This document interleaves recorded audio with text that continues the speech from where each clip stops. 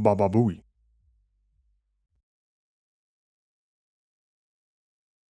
Howdy, Daddy. Pomo boats. Are these emotes supposed to be animating right now? Because they're not animating in my chat. Oh, wait a minute. My beef bounce isn't either. Well, you don't have either TTP or stuff. But I do though. Because that's a Twitch. Oh, they are animating? Hang on, let me just reload my chat.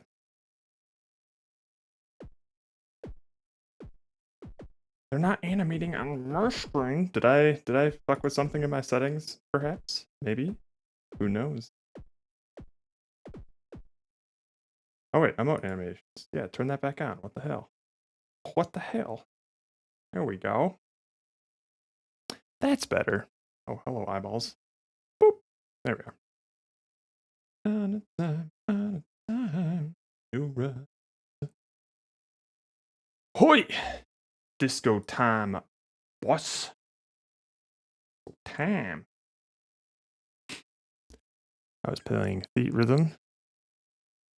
No surprises there. How long have I been playing that? Oh wait, I think it says in the game. That's loud. Turn that down.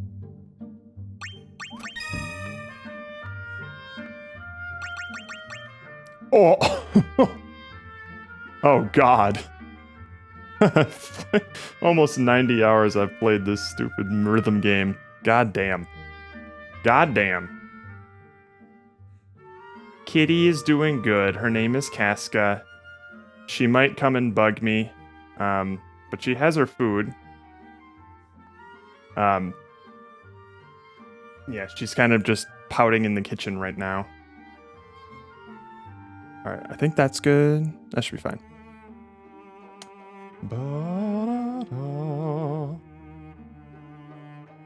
What up, Adagon? How you doing? This is not what we're currently playing. We're just gonna get out of that and open up some disco.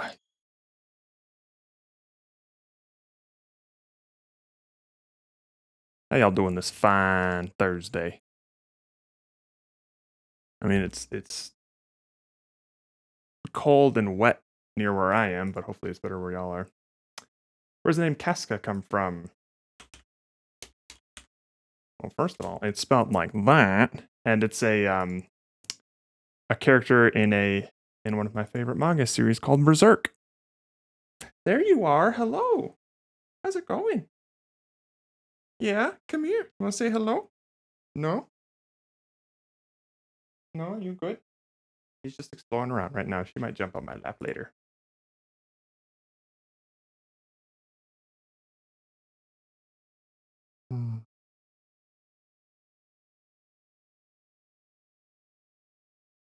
Belly too full for jumping. Yeah.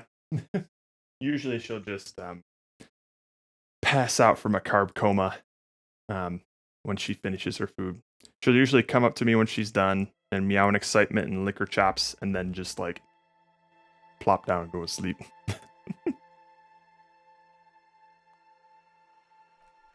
All right. We have some things to do. Oh, you're gonna jump up on the desk? There you are. Hello. Just want to sit on my PS4, eh? Okay, that's fine. It's her new hangout spot. Alrighty. So, first things first. We have a skill point. And we need to decide what we're going to do with that skill point. Is there a PS6? Nope.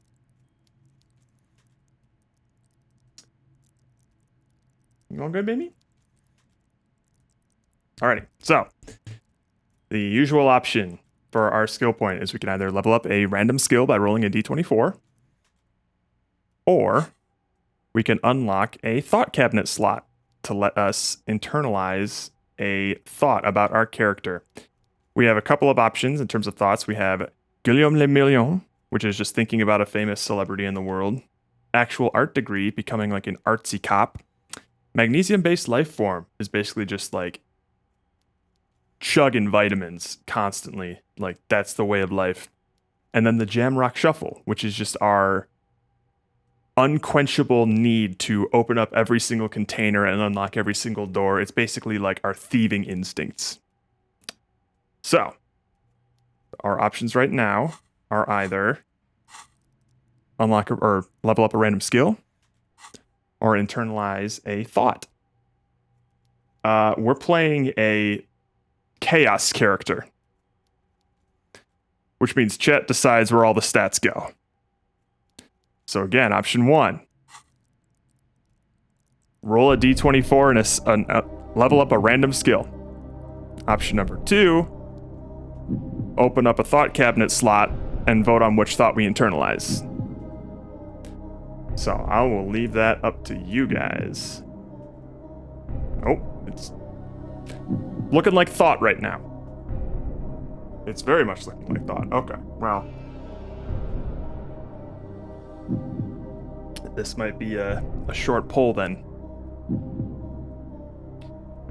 We got all the fun thoughts already? I don't know. Can't use points to vote? No. Well, I guess maybe we could. But then like I don't want like the rich chatters to basically dominate the creation, you know? All right, looks like we're getting a thought. Where do I turn this off? There we go. Au contraire, Pomo.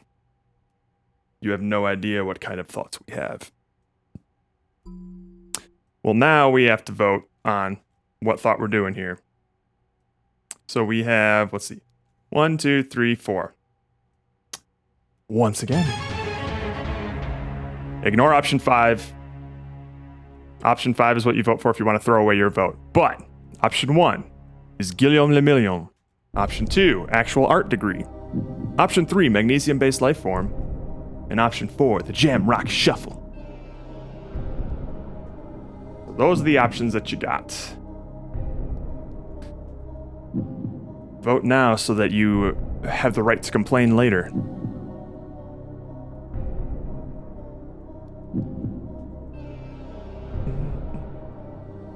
Oh, we're already more than halfway to our next skill point, too. So this will probably be quick.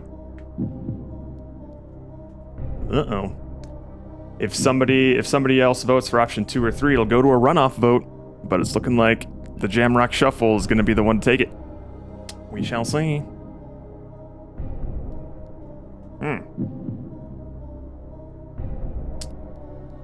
Boom, boom, boom. And so it is. 1, 2, 3, 4. The Jamrock Shuffle. I guess another thing to keep in mind, Daddy, is if you look at the chat rewards, you can spend points to make me do almost anything you want. Okay, so we have -1 esprit de corps, which is basically our duty as a police officer. We have -1 that. Cool. But we'll see what we get after we level this up in what? An hour and 5 minutes? Easy. Easy.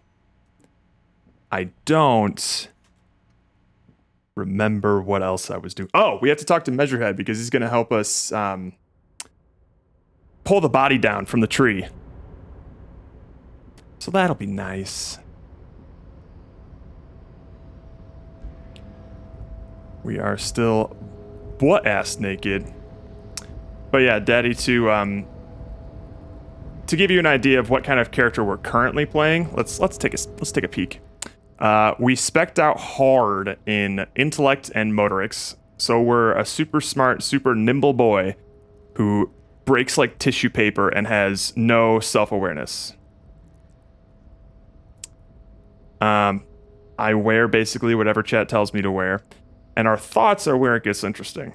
We are an inexplicable feminist hobo cop who has his shit together. He's some kind of superstar communist who's got like an itchy trigger finger and is not just a racist, but an advanced racist. And he's going to start stealing shit. We may or may not have shot a child. Well, technically we haven't, because this timeline's different from the one we got a game over in. Compressed cop with a gun. Ah. That's how I like my hobo superstar racist feminist communist cops. Bursting under pressure. Good lord. Go to the door. Oh, also, even though we spec'd hard in intellect and motorics, our signature skill, the one that we were the best at from the start, was electrochemistry, aka just like our libido and addiction to drugs. Cool. That was randomly assigned. Excellent. All right, forehead. I need your help. The unpromising race pupil returns. Sure. I'll show you unpromising.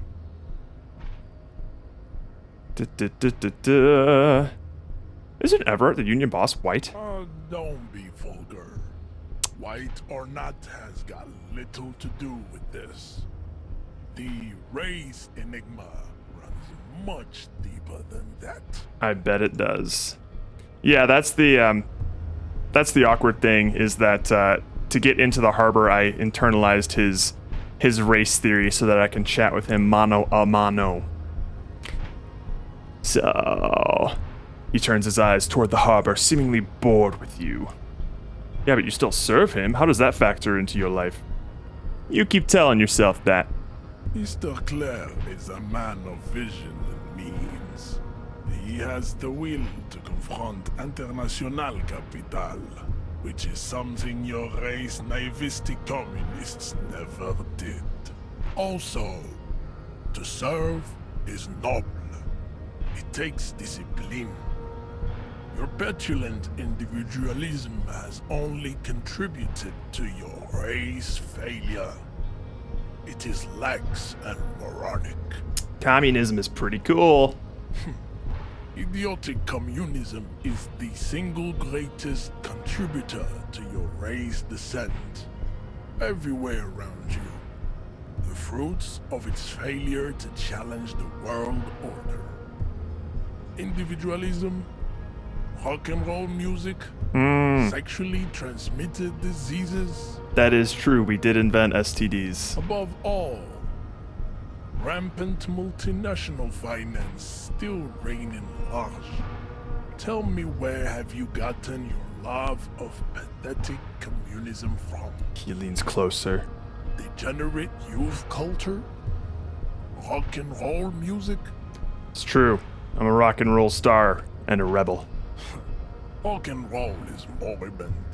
Only Koikos Oh listen yeah, the to it soundtrack anymore. kicks ass. There is no life left in it. My people Excuse you? abandoned it long ago. It leads only to neurodegenerative herpes and heroin overdoses. What a phrase, neurodegenerative herpes.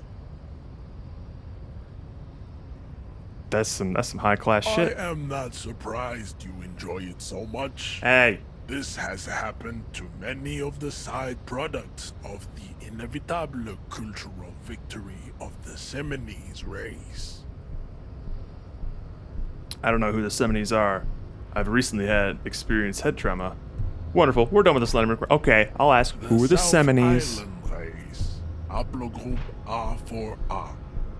We are the rightful masters of the Insulindian archipelago. I bet. We descend from the Areopagites of ancient Pericarnassus and arrived here 4,000 years ago. Millennia before you. We are the future. That is all you need to know. So you were born and raised on the islands before you moved to Revachol? I am a descendant. Descendants, okay. Narrow streets Yeah, of Ulimbuir are with me. Sure. My genetic dream. yeah. Invoke your I see ancestors. young Seminoles women walk into the grey mass on Ile de Fantôme. waiting on immaculate conception from the pay. So you did come from the islands? No, I have heard about it on the radio. So you're not really Seminese, you're just from Revachol. I'm from Couronne. He changes No, tactics. It is not just in Revachol. The city is central to the This dude just fucking crumbles to logic. Through its trade networks, our culture will dominate the world. I bet. You have heard enough about our phylogenetic secrets for today. You have extinction to come to terms with. Think upon it. Kim, what do you think about this? I think this racist is better than the last. But the next racist will be the really good one. Good call. That will be the... That'll be our lucky racist.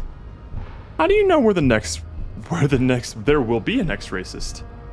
I like the previous races better, actually. That's our lucky He racist. will grant us 3 wishes. Your pedomorphic friend has quick wits. He leans into A expect. protruding occiput and an indented zygomatic bone. Yeah, it's definitely the zygomatic bone that gives him the wit. The lieutenant does not flinch. You should keep him close. The congenital defect of farsightedness does not render him a complete invalid. He still has the use of his mind. Everett told you to help us get the body down from the tree. So it was. Yep. My unpromising race pupil entered the harbor and used my superior to give me orders. Yes, sir. I salute your cunning and will remove the body from the tree with my bare hands. Good luck. We couldn't even do it with bullet. You're so noble, Measurehead. There's a but. Oh. But while I am gone, someone must stand guard on the bridge. That someone needs to be you. Both of you. Lieutenant, what if we don't want to do that? This is the uncomfortable result of not taking it down ourselves. I can live with a compromise. It's what we get for not shooting it down. Listen to your little friend. He is wise in his childlike way. His mysterious race may yet prove fierce competition to my heroic haplogroup. Okay, then. Babe, see that they stay here the whole time.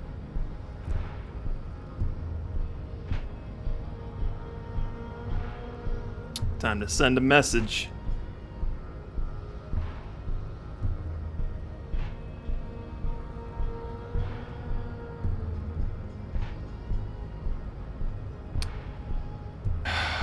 Do not tell me it fucked up again. No. This game likes to freak out whenever somebody like walks away. And then it just doesn't give me the option to continue.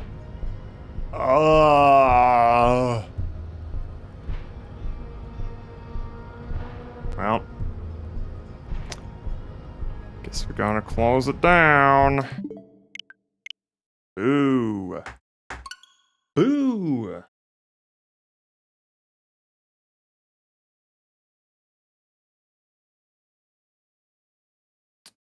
It also takes forever to open. That sucks. Doom, doom, doom, doom, doom, doom. Ba-do-do-do-do-do-do. Goodbye. Well, at least this part will go by quick. Once we open it up, we'll just redo everything we did, which wasn't much, and then get all body down.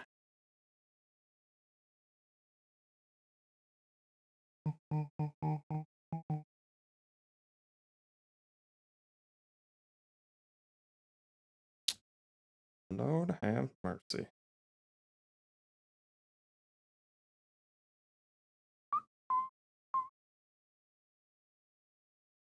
Put 'em out of my head when you're not around.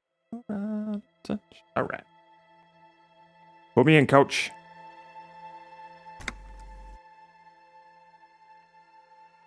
Did we get a quick save before our last one? I don't think so.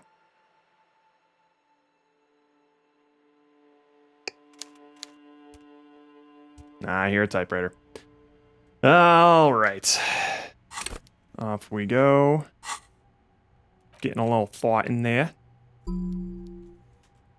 Doing the jam rock shuffle. And away we go. You right time. Put 'em out of my head when you're not around.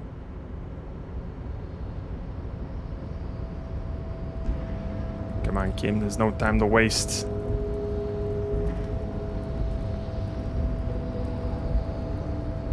We have a racist to cooperate with.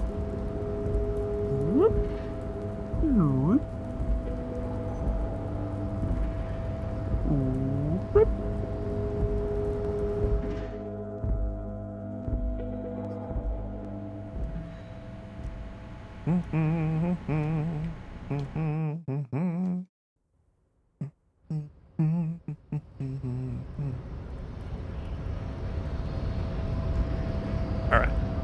Let's do a quick savey save here. And hope that everything works fine this time. Isn't Everard white? Don't be vulgar. White or not has got little to do. You keep He's telling stuck yourself that. Also, Communism is pretty cool. above all, Rock and roll. I am not surprised. Who are the In Seminoles? South, we are. You were born on the islands? You did come from the No. island. Not really Seminoles then. You have heard enough. Game, what do you think? That Ooh, our lucky racist. Your people. Nice. You should keep him close. Everett told you to take the body Sorry, down. You're so there's a But, Alright. babe, see that they stay here the whole time.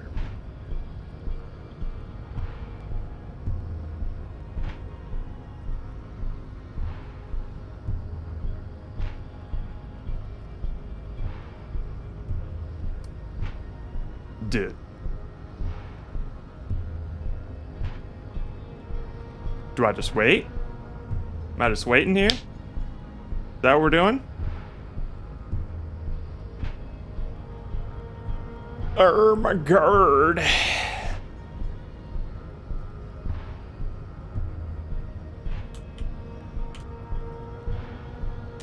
Let me Google this.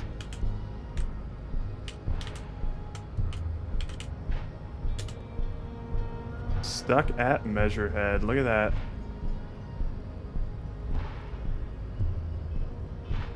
Kill it, reopen it to get unstuck, but if I try to go back to those conversations, I get stuck again, so reloading isn't helping with stuck scenes. I can't progress at all. I had some success with rejigging the conversation a bit. I attempted to subscribe to his race theory, but ducked out one round. I asked him to get back down.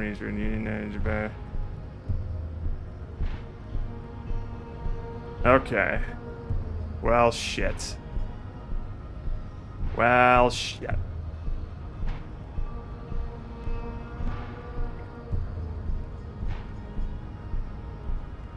Okay, fine. That's annoying. We just have to do the conversation differently.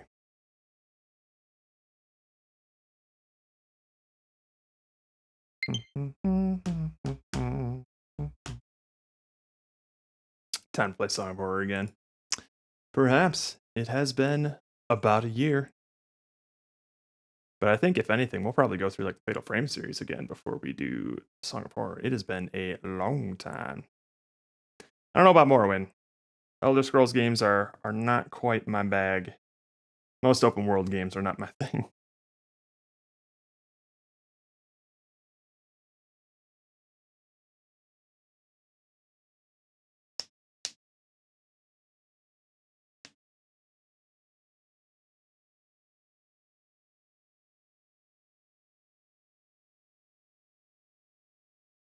Yeah, I just get what have you tried? I've tried Oblivion, Skyrim, Breath of the Wild, Witcher 3.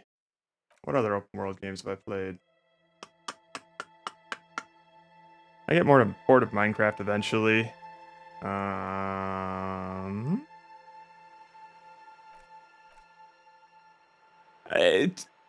I'll usually just play him for about 30 hours and then kind of get bored of the game loop and then stop playing or just get distracted and play something else.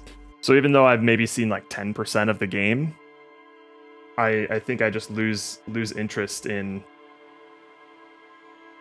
I don't know, maybe I just don't have the dopamine receptors that trigger when you're just exploring around and discovering things.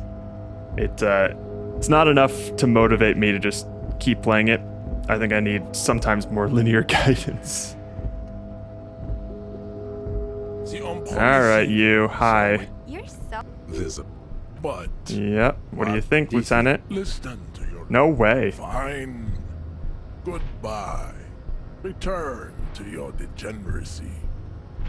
Alright. Babe, see that they stay here the whole time. Okay.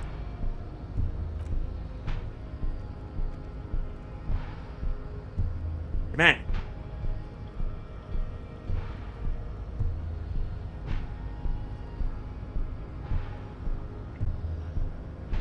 The woman's gaze follows Measurehead.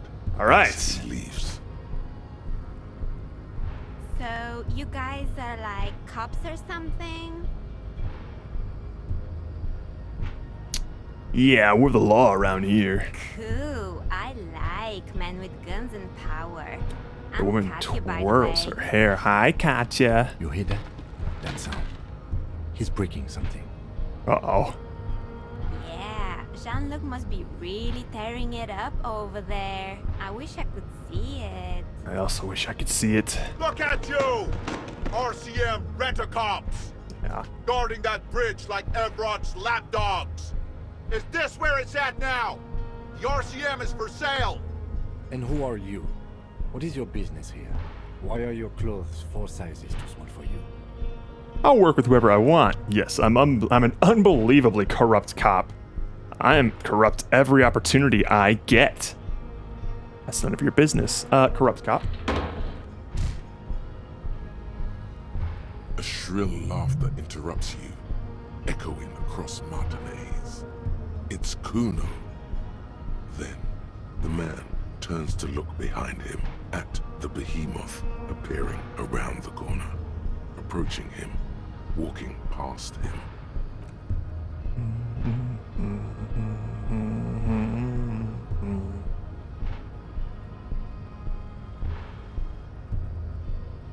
What's up, my boy? The corpse has been removed from the tree. Stand down and congratulate yourself. You have sided with Ray's victory today. There's been no side choosing. We did what we had to keep order. Thank you for your cooperation, Measurehead. Farewell, ham sandwich. You are a Union man from now on. Don't be One pissed sec, also. one sec. Communism's pretty Above cool. all, Rock and roll. I am not surprised. Who's the Salmonese South we are. Islands? I am. So you did come from the islands? Okay. I'm from Couronne, and you have heard that I think Lucky you racist. will Yay. The lieutenant you should keep him close. Alright. Let's get the fuck out of here. And go take a look at a body.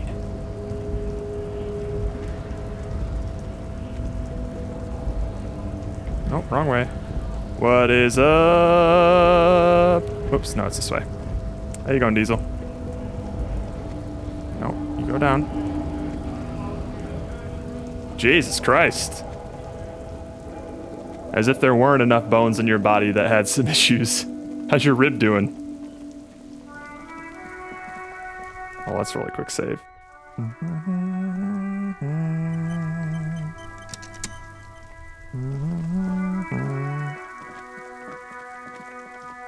Hey, that's good. Aw, no more rocks, coons. You missed a good show before. A kid came by and completely fucked the tree to pieces. He fucked the tree up! Fucked it good! It was porno! You need to act decisively. It's Kuno. Use Kuno words. Congratulations. Oh, yeah, kids. But don't you mean desert kid? Oh, God. This is also superficial. Kids, the race mystery runs deeper than you could ever understand. You could have seen it. Now, I have some questions. Watch out, Kuno! He's trying to crawl up your ass. Kuno knows which Kipt Kuno meant. Kuno knows all the Kipts. All of them. Kuno's dad's a Kipt expert.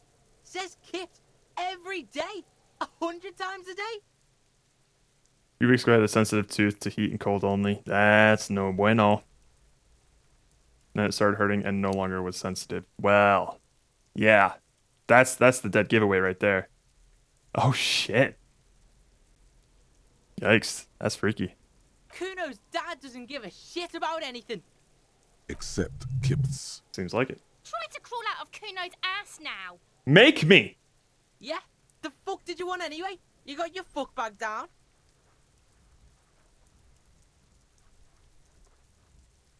Talk to Manana about the armor. So? He raises his eyebrows, projecting aggressive indifference. He told me you promised to sick pigs on him. He said thank you. Wasn't too keen on chasing down that armor anyway. He said you're now the king of the entire Jamrock? How do we want to play this kid? Please shoot the child again. I can't. Kim won't give me his gun.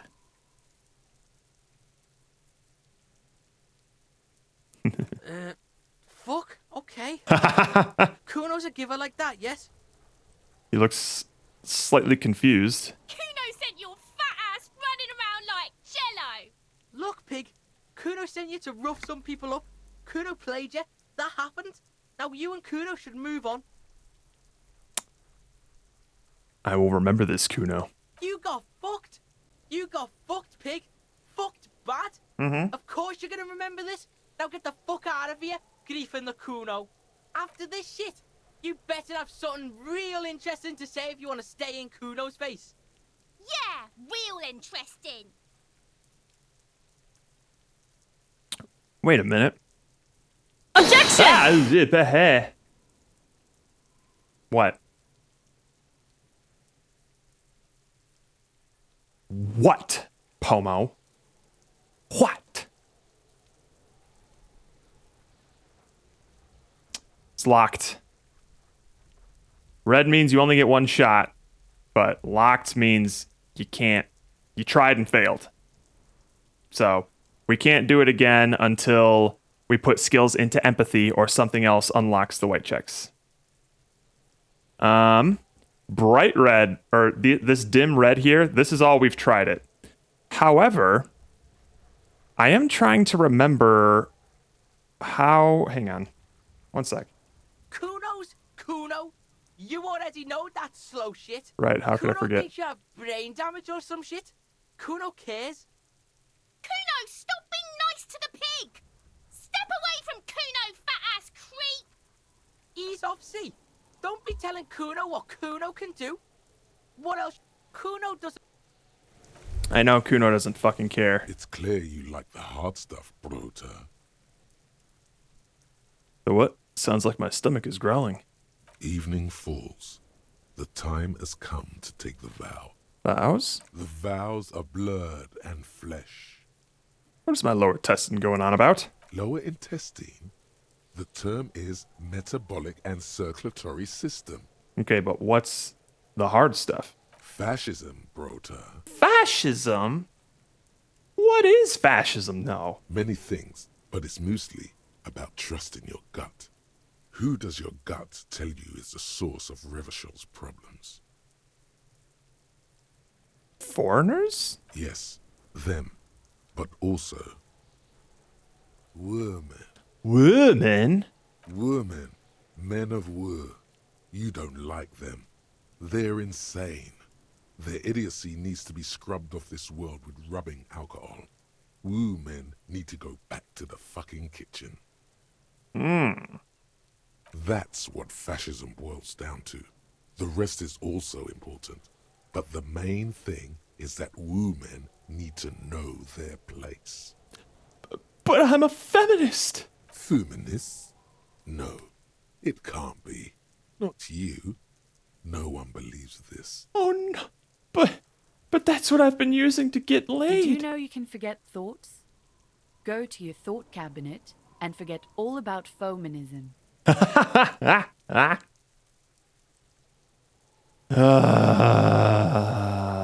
I having some kind of stomach seizure? Stomach truth. You're having a stomach truth. Why am I getting this? Because you've said the hard things that others won't say. The good things, you've said them many times. Okay, stomach, I've made up my mind about fascism. You're going to keep your vooz, right? Keep your vooz, Brota. I will keep my vooz for the glory of the Revolutionary Nation. For the nation. Smart. Best not to mention the woo men too often. That's why you're the head and I am the stomach.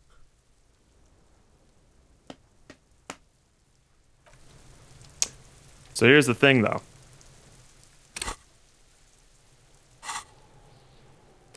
Forgetting a thought costs a skill point. So keep that in mind. What I'm trying to think about is...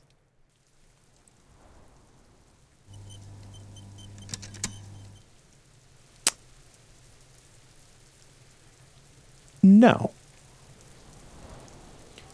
Wasn't there a way I could buy this kid's pants? Kuno care? The fuck about it?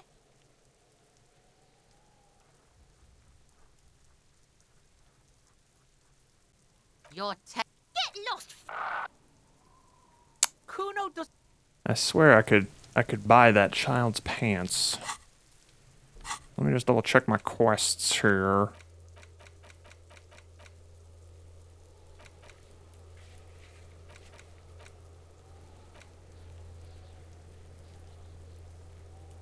Because it's a big decision.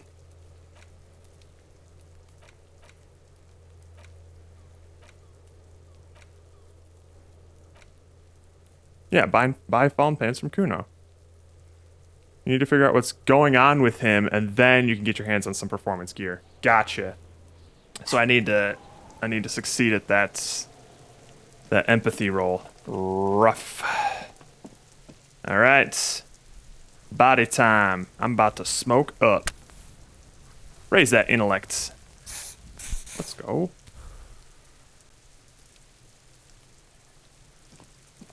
The corpse lies on the ground among the remains of an absolutely demolished pinewood branch.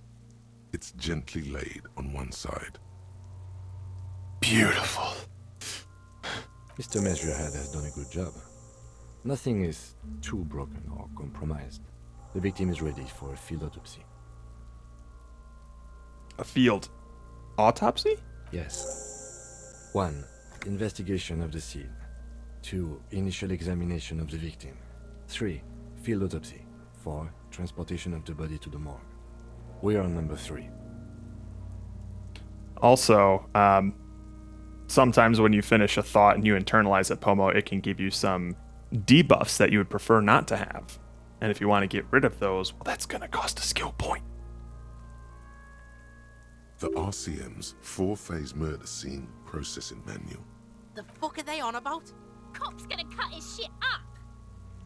Don't we have someone else for this? A doctor? Don't we have someone else to cut his shit open? It's not about cutting. And no, you and I are detectives. The honorary rank of detective signifies our ability to handle the entire incident chain, from autopsy to cleanup to social work. Wait, honorary rank of detective? Yes, I feel like a detective. I don't think I'm a detective. What do you mean honorary An rank? honor and a burden attached to your rank once you've proven yourself able. Usually after 5 to 8 years of field work.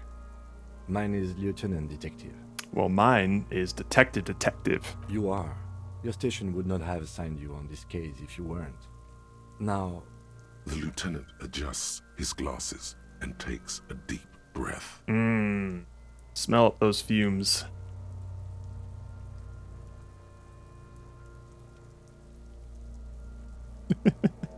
Tell me something, dead man. Shoot, Looney Rooney. We've already talked to them all. Enough. Come back later, Corpo. Amuse yourself with my frank manners and my memento mori features. If possible, also, see me in your dream. First, what exactly is a field autopsy? Come on, officer. You know what a field autopsy is. You've done 100 of them. I guess. What you do know is, at 18.9 kilometers, the dormant shield volcano, Corpus Mundi, is the world's highest summit. Cool. And the failure of the 38 single, Et puis descend, to crack the top 20 was the death knell of disco. But what a field autopsy is, you have no idea. Do you have another pair of gloves? Unfortunately, no. I have gardening gloves. Maybe they're enough? They are better than nothing.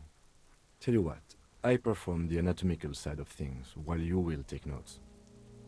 We just fill this in, right? The red field autopsy form on my ledger. That's right. All right.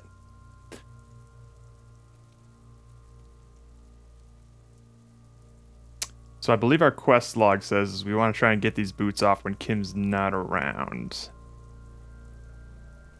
All right. The dead man stares in silence as you crack open the ledger. The bright red paper is covered in boxes and lists, describing the condition of his skin and organs in 3 parts. Above those, an 11 field info form needs filling out first. It begins with Number 1. Assistant. That's you.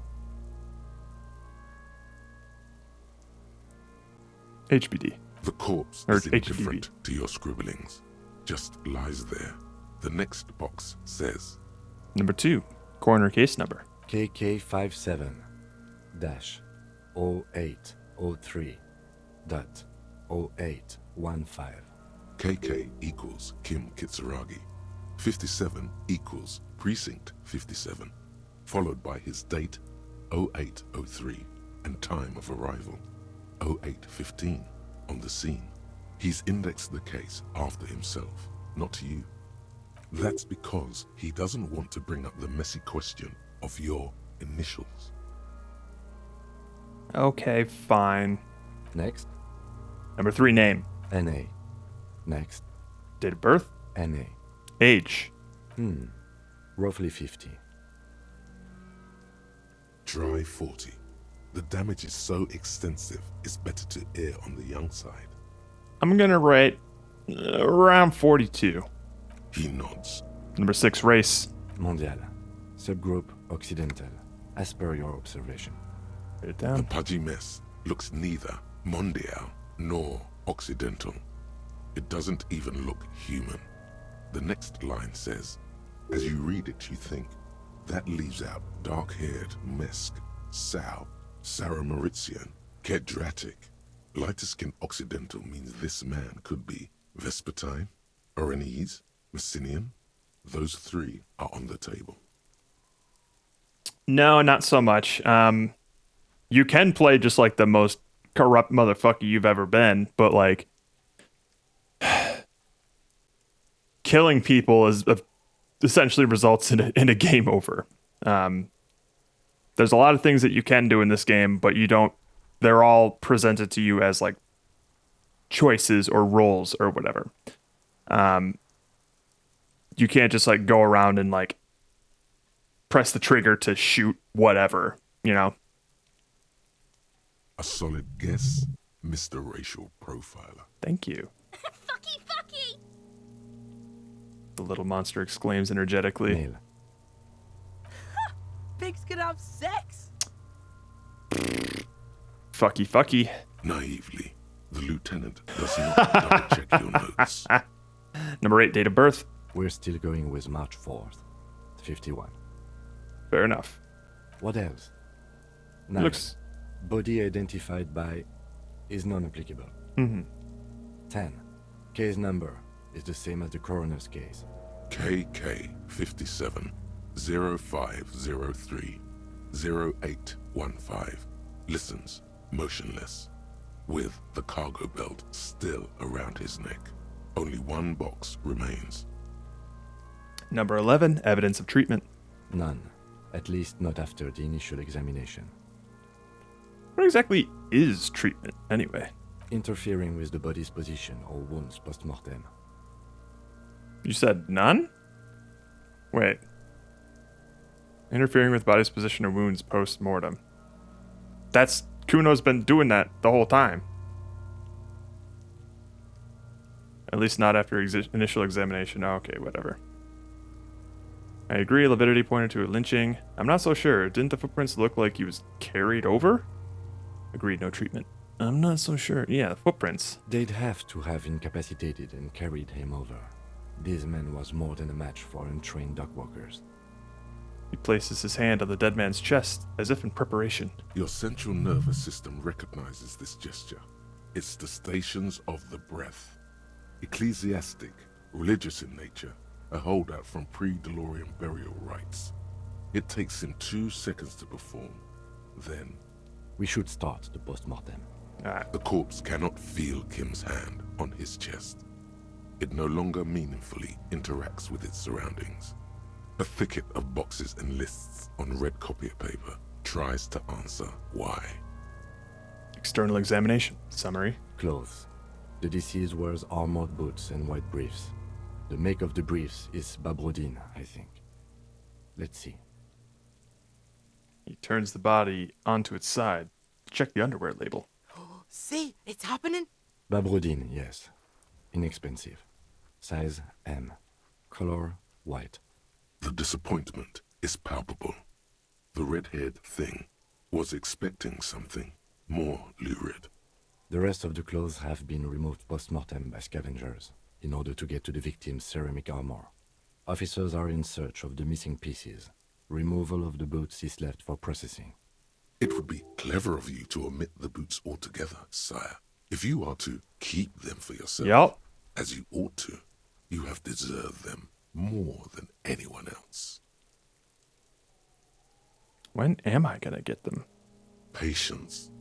After the autopsy, before the body is taken away, there will be a window of opportunity. Okay. After the lieutenant has gone to sleep. I hope this has helped you, my liege. Omit the boots. Note. The boot has a hidden serial number on it. Oops. It's E50.100.1000. Damn it, he found the serial number. Which the assistant detective inexplicably reported to me as X5415. Fuck! Something. Why was that, assistant detective? Oh, no! It was merely a jest. Horseplay. The impression of you being a total psychopath is wrong. A lighthearted jest. Locker room banter. Boys will be boys. I wanted to see what happens if I say it wrong. I'm a total psychopath, you see. Objection! Fucking Christ. It doesn't say... But Lieutenant, this is impossible. Oh my god. It's quite possible. You lied to me for no good reason. Please write down the right serial number. E50.100.1000. I'm sorry, Kim. I'm sorry. Bitches are at it. This pleases Kuno. You want me to keep making up letters? Tattoos. He stands up, feet planted on either side of the body. Try not to bring the incident up anymore. The upper torso is covered in a single, continuous tattoo, resembling a national pattern. It reaches from the right shoulder to the heart. The ink is blue and white. The assistant has a color photograph of the markings, to be added to the case files as document A1. The photo is taken on the scene, using a Trigat Mini. Write it down. The deceased has a belt for airlifting cargo around his neck, tied with a hangman's knot. Color, yellow. Length, 3 meters. There is a buckle on the other end. Write it down. Well-nourished, athletically built, measuring 1.8 meters. I'm taller. Generally consistent with age 42. Preservation is good. Ambient temperature, below freezing. Body hair is light brown, Distribution is consistent with age. The deceased had male pattern baldness. Hair is combed back, short. Touch the corpse's hair before moving it on.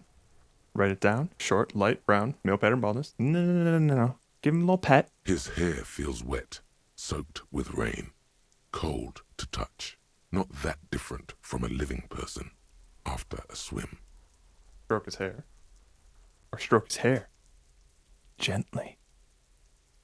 We'll give him a nice rough stroke. The stench is suffocating. Strands of dark brown hair start sticking to your hand, like thread off a rag doll's head. There's brilliantine in there.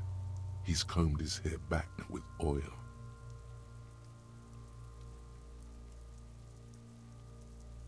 Keep going. More hair sticks to your hand. Hair off the rain-soaked head of a dead man. There are bumps and dips on the skull below. An alien landscape. For a fraction of a second you feel something. An irregularity. But then it's gone. Too minute to register in your mind. What was that, a bump? What was what? Brilliantine. There's brilliantine in his hair. Write it down, adding the brilliantine. Lividity is consistent with hanging. The head is congested. Contusions are What up, present Ninja? in the chest and thighs. Consistent with stone throw post-mortem. Low velocity. Holy shit, 41 months with the patch. Many a weekend I have spent with all of you cabbage heads, and I am so glad for every single one.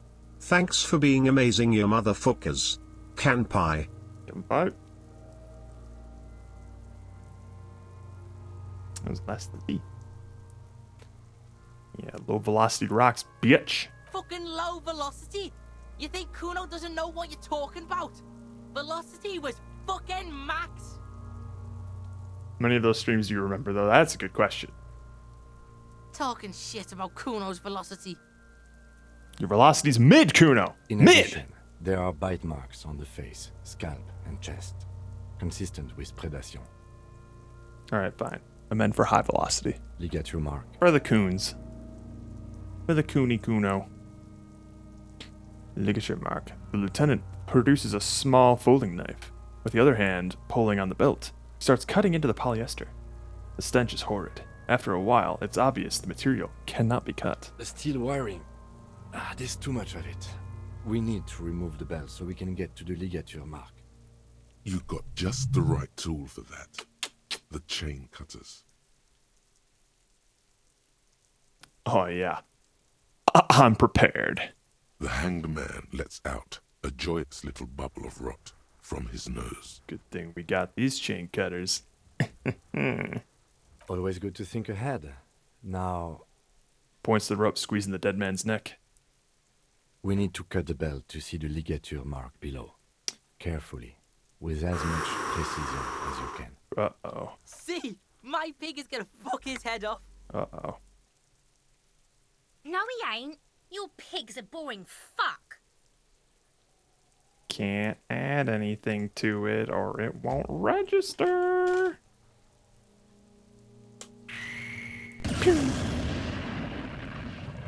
Oh boy. Oh boy. Alright, well, let's look for a good spot to cut first. The belt is equally tight around the whole circumference of his neck, swelling over the edges like white bread rising from the east. The knot is the weak spot. The chain cutters fit in there. Steady now, like a flower arranger. 2 cuts and it should come loose. Oh, thank God. All right. We went from 28% to 72. Would have been bad. Go. After some deliberation, you sink the cutters into the knot tying the belt together. You squeeze the rubber handles together, sweat forming on your brow. Press down. Snap. The knot is slashed.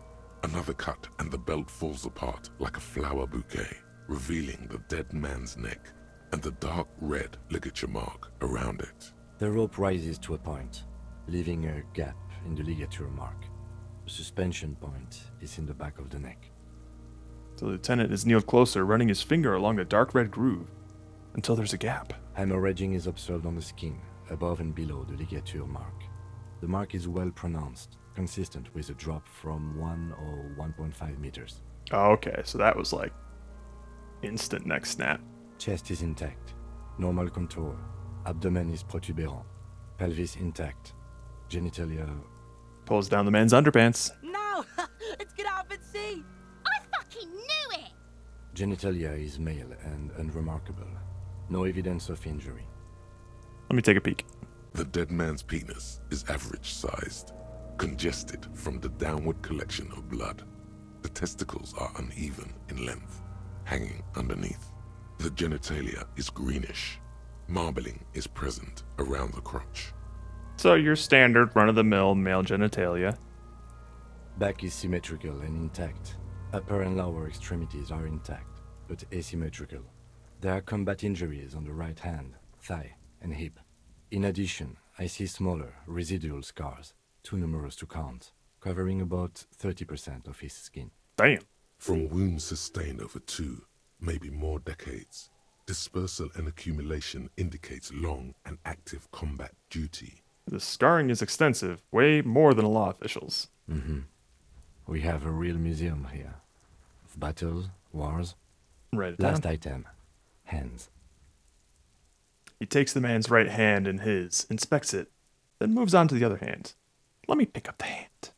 The hand is surprisingly heavy to lift, filled with decay liquids. Feels as though it could explode if squeezed harder. You're suddenly repulsed, so much so you feel compelled to drop it. Hands are clean. No sign of injury from struggling. The lieutenant says as 5 cold sausage-like fingers slip from your hand. Were you expecting any? I was. Maybe I'm just not seeing them. Honestly, this stench is making it hard for me to think at the moment. Ooh. That's all for the external. Well done. What next? He turns to the side to breathe. It's not enough. He buries his face in the sleeve of his jacket. And you hear his muffled voice. Internal examination summary. Central nervous system. I have nothing. Do you have anything on this man's central nervous system? Of course, there is a moral to be drawn from it. A moral to this story. If I may add the moral of this story. What would that be? He looks at you inquisitively. The dead man looks, too, with barely contained excitement to hear the moral of his story. One sec. The brain is very vulnerable to compromises in its blood supply. I think that may well be the moral of every story, officer. All right, N.A. Good. Musculoskeletal. Purge fluid is coming from the mouth. Not injury related. Eyes and tongue protuberant. Hyoid bone. Let's see. With his eyes almost closed, the lieutenant puts his hand on the dead man's throat and begins to massage it, gently. A rotting smell erupts from the mouth. Purge fluid runs down his lips, black and viscous.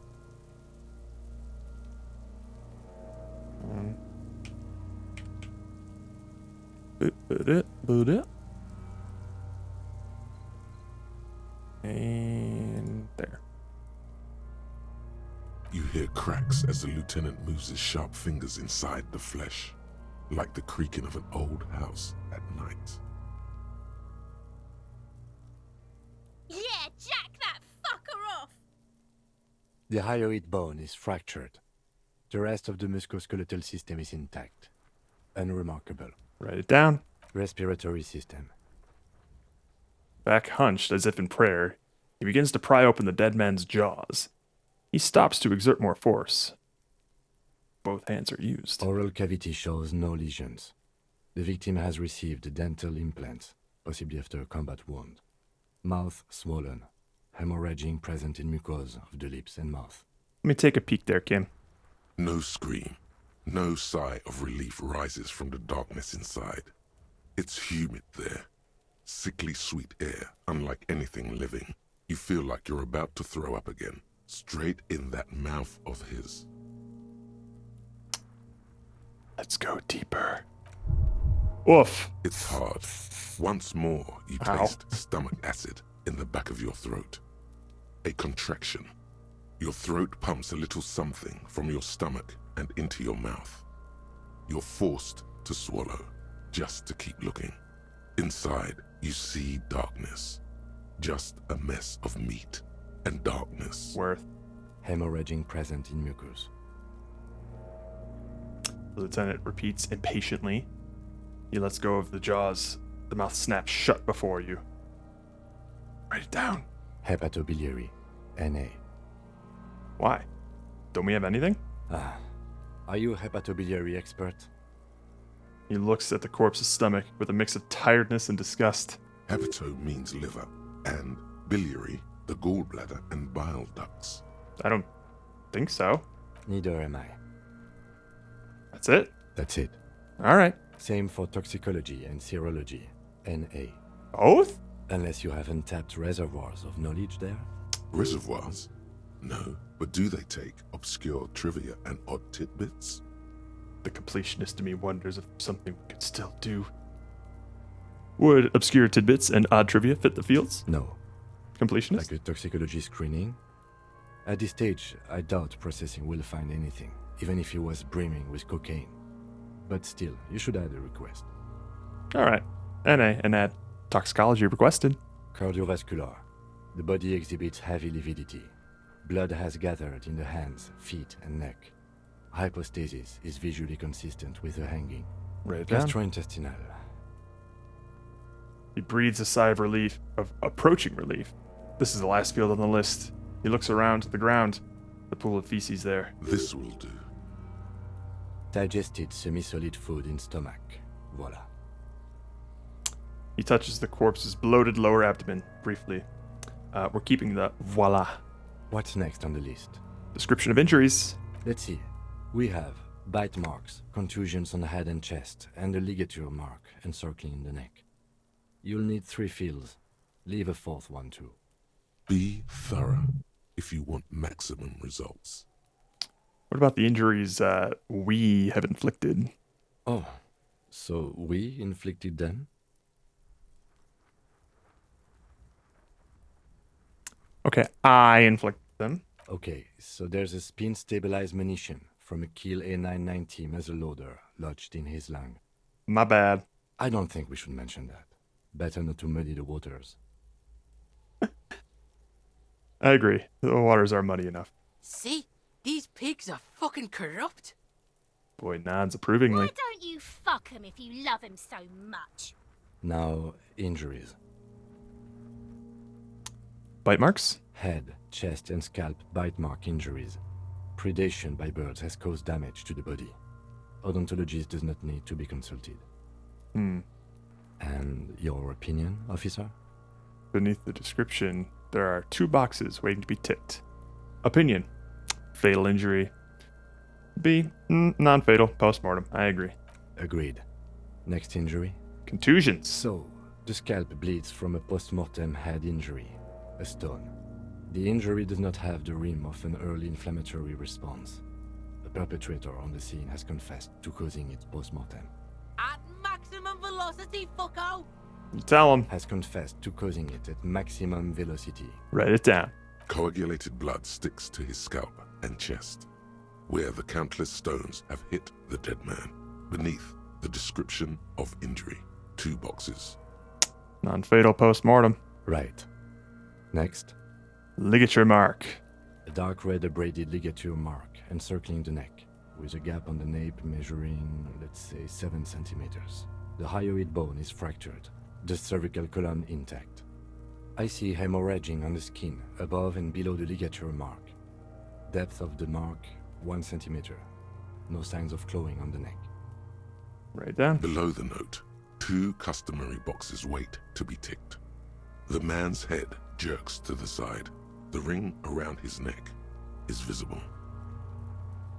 Think for a moment. There's time. Don't rush. Well, hang on now.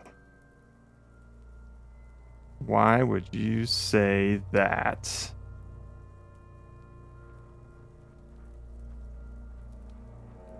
Non-fatal. Post-mortem. The lieutenant falls silent. Abruptly. Why do you say that? I just took a whack in the dark. I'm serious. I don't think this was the injury that killed him. Okay. Why don't you think it was fatal? Why weren't his hands tied? A big man like this, I would tie his hands when marching him to the gallows. There's no reason, it's just a random guess. I arrived at this conclusion through the psychic arts, so we should be convincing. Honestly, I'm not sure there weren't marks on his wrist. That part got blurry for me. The stench. But you are right, I was ready to call this. Now I think we should leave it empty, at least for the time being. Let's wrap this up. I pronounce this field autopsy over. First, how did it go? It was an irregular field autopsy. We did not establish cause of death, which is supposed to be the goal of an autopsy. But, personally, I do not see this as a parameter for success. We also requested a toxicological screening. That was thorough. The results should arrive in a couple of weeks, if we are lucky. I will not hold my breath. Then, given the state of decay here, I consider establishing the victim's ethnicity a minor success. What else? We were thorough with the list of injuries too. We described them all in detail. What is there to say? Given the circumstances, it was a professional field autopsy. So, what now? I need a copy of that autopsy form. Then I will drive him to Faubourg for processing. He looks at the dead man one more time, then at the slip of red paper in his hand, then at the corpse again. You tilt your head, also looking at the corpse. I'm sure we didn't get everything. There's always something.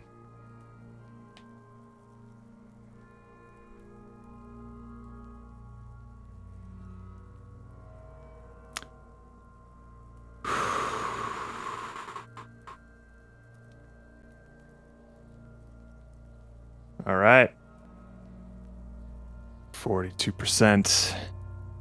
Search the body one more time. Thoroughly. This is a white check, so we can do something about this. Or we can try it again if we up our perception.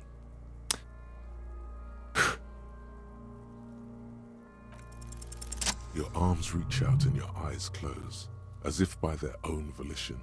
It's dark all around. What? You feel cold, slippery flesh, first with your fingertips, then under the palm of your hand. What is this?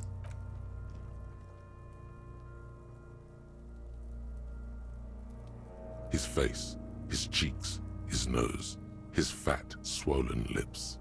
Like a spider, your hand crawls over his features. Everything is silent. We're gonna put our fingers in his mouth.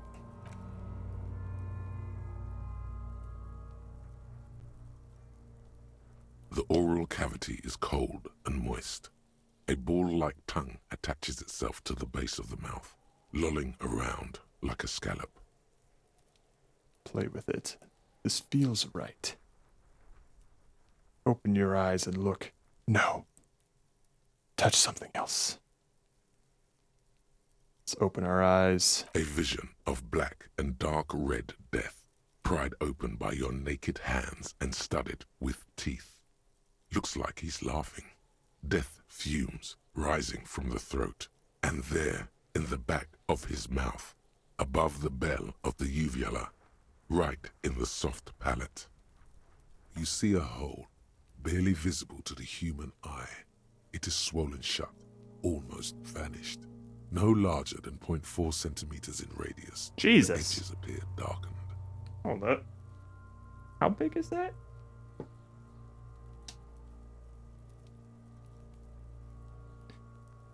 Tiny little nut.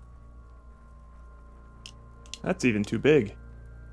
Oh wait, that's like 2 centimeters, so hang on. It's like, oh, look. That's tiny.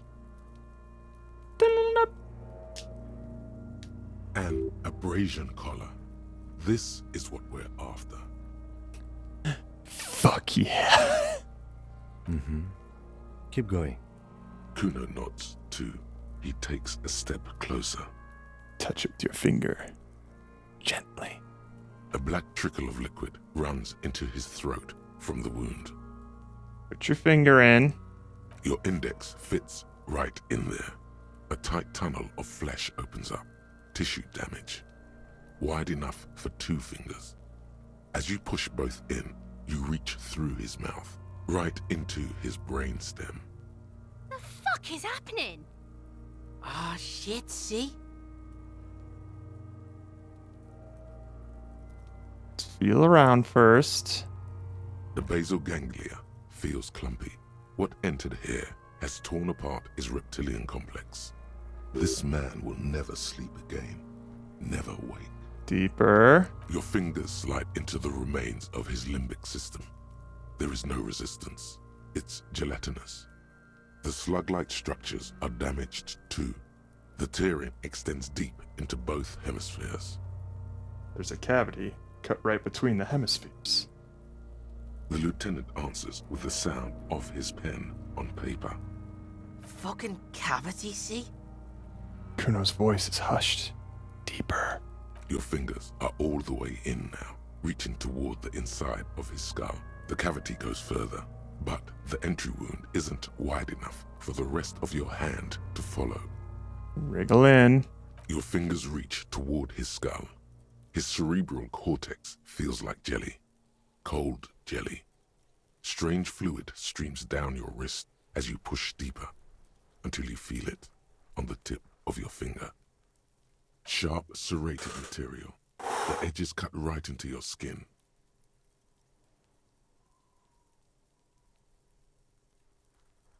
Oh, that's scary.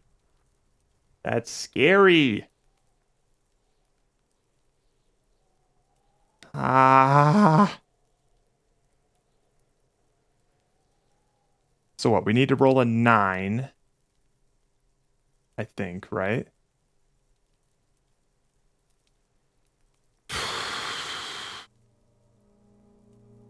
And we have a bunch of modifiers for that. So we get +5 from interfacing. Objection! God, nice, dude. What? Dude, are you serious? Pomo. Pomo. Pomo. Sometimes anticlimaxes aren't funny, my guy. Sometimes it just is dumb.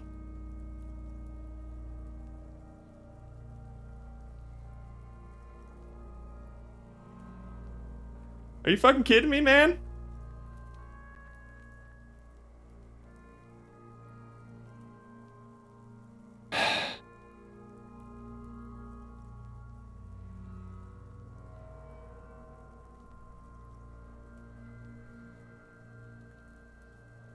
That is what I would call objectively bad content, my guy. Wait, detective. Bad call. Just as you start to slide your fingers out. Out comes his small folding knife. The lieutenant moves its blade across the man's skull. Thank God Kim's coming to save us, you dick. Mm-hmm. Withdraw your hand 4 centimeters, please.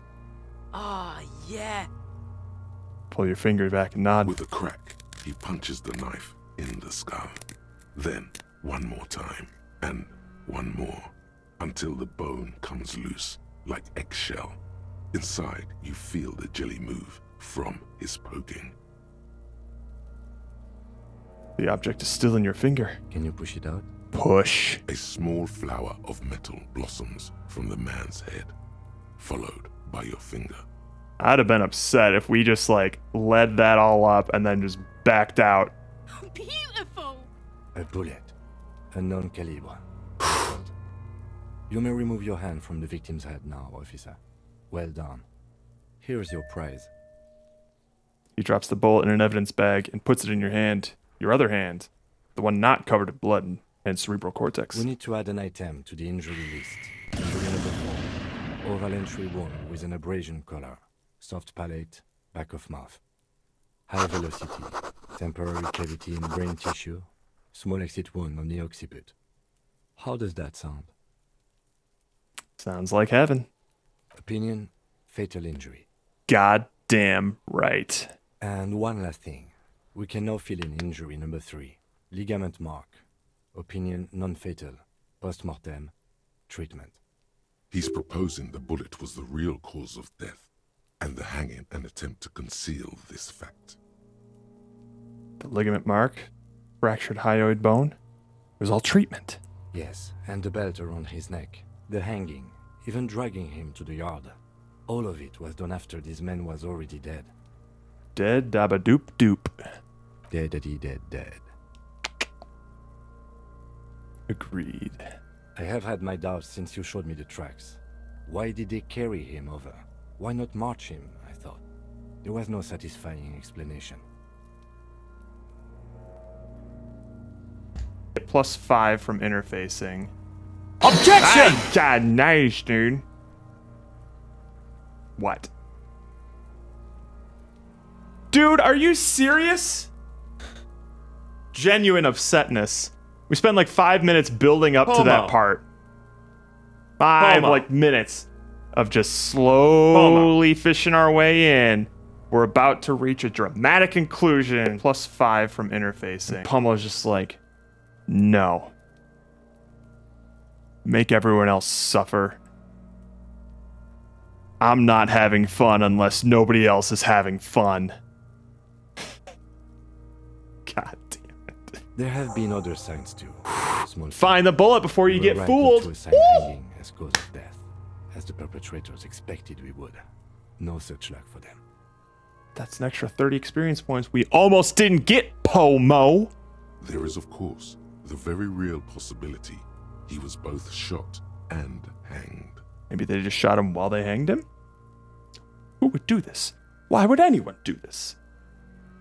I think I need to wash myself. Maybe the bullet holds more answers. Did they shoot while they hanged him? To put him out of his misery? It's possible, but it doesn't explain all the other dubious things here. Lack of struggle, primarily. I may be intellectually sloppy, but I prefer one theory at a time. And this just smacks of treatment to me. Who would do this? That's for us to find out. Yeah. But it will make finding them just a little easier. Why would anyone do this? To hide something. Mm-hmm. The real killer, the real motivation, what really happened here. Maybe the bullet holds more answers. Yes, we should take a closer look at it. I am certain it has more to tell us. This little thing could reveal much about the weapon that shot it. I think I need to wash myself. Oh, you really, really do. I'm glad to hear you say that. Your room in the Whirling in Rags should come with a bathroom. Be sure to make use of it in the evening. What happens next? We bag the corpse and carry him to the holding pen of my kinema. I can transport him to processing myself, but I will be gone for the rest of the day. You'll be gone. What should I do in the meanwhile? Work on the case. Tend to personal matters. Try not to do anything too dangerous. An officer needs backup in a neighborhood like this. I'll leave that choice to you. And one more thing. Great work, detective. Kill. After you bag the corpse, Lieutenant Kitsuragi will leave the party until tomorrow morning. You can do side tasks and even the main case, but it might be more difficult. Plan his exit accordingly. All right. We're not going to let him bag him right now. Because we want those boots. We're going to wait until he goes to bed. And then we're going to try and get those boots. The Jamrock Shuffle. In a way, yes, you are treasure hunting. Thank you. Most officers from Precinct 41 do what is called the Jamrock Shuffle, cracking open containers. Most of them are from Jamrock or Coal City, the poorest parts of Revachol, that also overlap with the network of royal catacombs called Le Royaume, just beneath the streets. As children, you would all go underground, hoping to find treasure, and come back with a rat's tail or a used needle. Cool. That playful curiosity must still be in you. Who knows? Maybe one day the Orbe de Montagne, the Holy Scepter, and the Cocaine Skull will all be yours. Cocaine Skull's out there. Dude, fuck exploring around in catacombs, man. That's like my worst nightmare. Ain't no way you could convince me to take more than like 5 steps in there before I would just turn around and just leave. Find better loot in locked containers, dog. Now that's a thought worth keeping. Oh! Oh! Alright. We have 2, count them, 2 skill points. Which means, well, first of all, I'm going to save because I don't want to go through that autopsy again.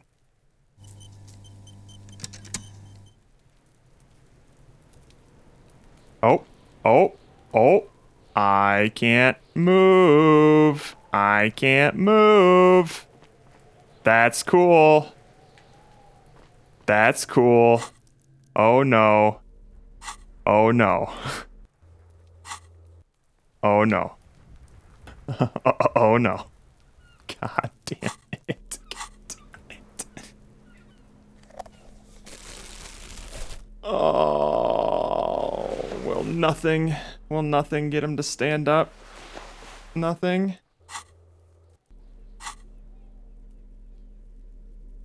Maybe if I do this? It's the ledger you found. No. Oh, and the cool piece of toilet paper is... Well, hang on, Ninja. I'm gonna wait until I determine whether or not I can load this game and stand the fuck up. This doesn't have... I don't think this has an animation. It does not. Oh dear. Alright, well... How about we go to our main menu here? Wow, that's still going, is it? And then let's reload the game. No, putting on clothes didn't work. Please let me stand up. Thank the Lord! Alright. Well, you still redeemed to make it work there. So what would you like to do, Ninja? We have the Man from Hyundai shirt, some trousers, a white satin shirt. We got a tank top, some shoes, disco-ass blazer. What else? We got jeans that are sculpted with the god ass. Some black monk straps. Some Eurasian lounge jackets. Ooh. We got some Ben Franklin glasses. What are we doing? What's on the menu today?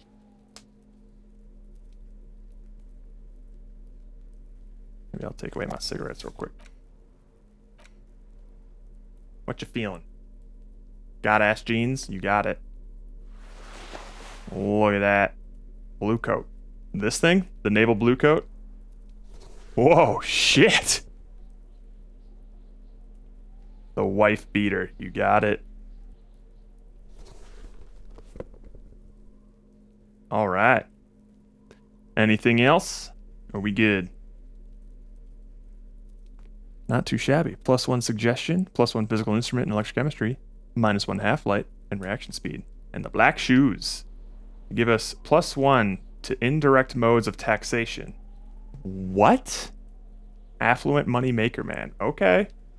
Whatever that is. Alright, glasses. Which glasses? The flip-up auditor glasses or the neat office shades?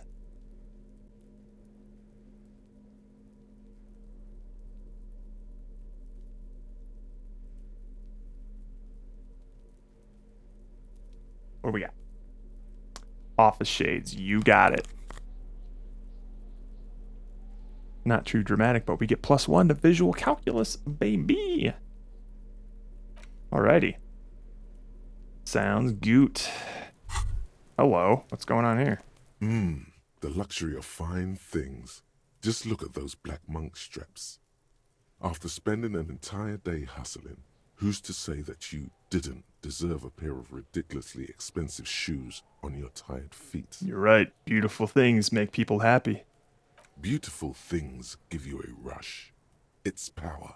Crafting your style, draping your flesh in silken leather, deciding how to present yourself to the world. That's how I've always been dressing. Remember, when they come to take it away from you, you worked for those shoes. Damn straight. Whether you like it or not, wearing these shoes has made you more liberal. Ultra liberal. They're either a gateway drug or a booster pack to get you deeper into free market ideology. Dangerous. What else? Wow, you work hard. I do? Oh, yes. You hustle. You're a provider. It's tough out there, but you keep it real and provide. I guess I do, yeah. Oh, yeah. Like a horse, a workhorse, for hard work. What hard work do I do exactly? Look at yourself. You're a human pedometer. You must have walked 200,000 steps down cracked asphalt, mosaic, sand, and linoleum after you re-emerged. That is the sign of a hustler who never gives up. The world is harsh and people are evil. You didn't make it that way, and you won't let it break you. You ride. I fucking ride till I die, bitch. That's just what it's like. Life and death. But you got gills on your side, baby. Got those black papers with the faces of the innocents on them.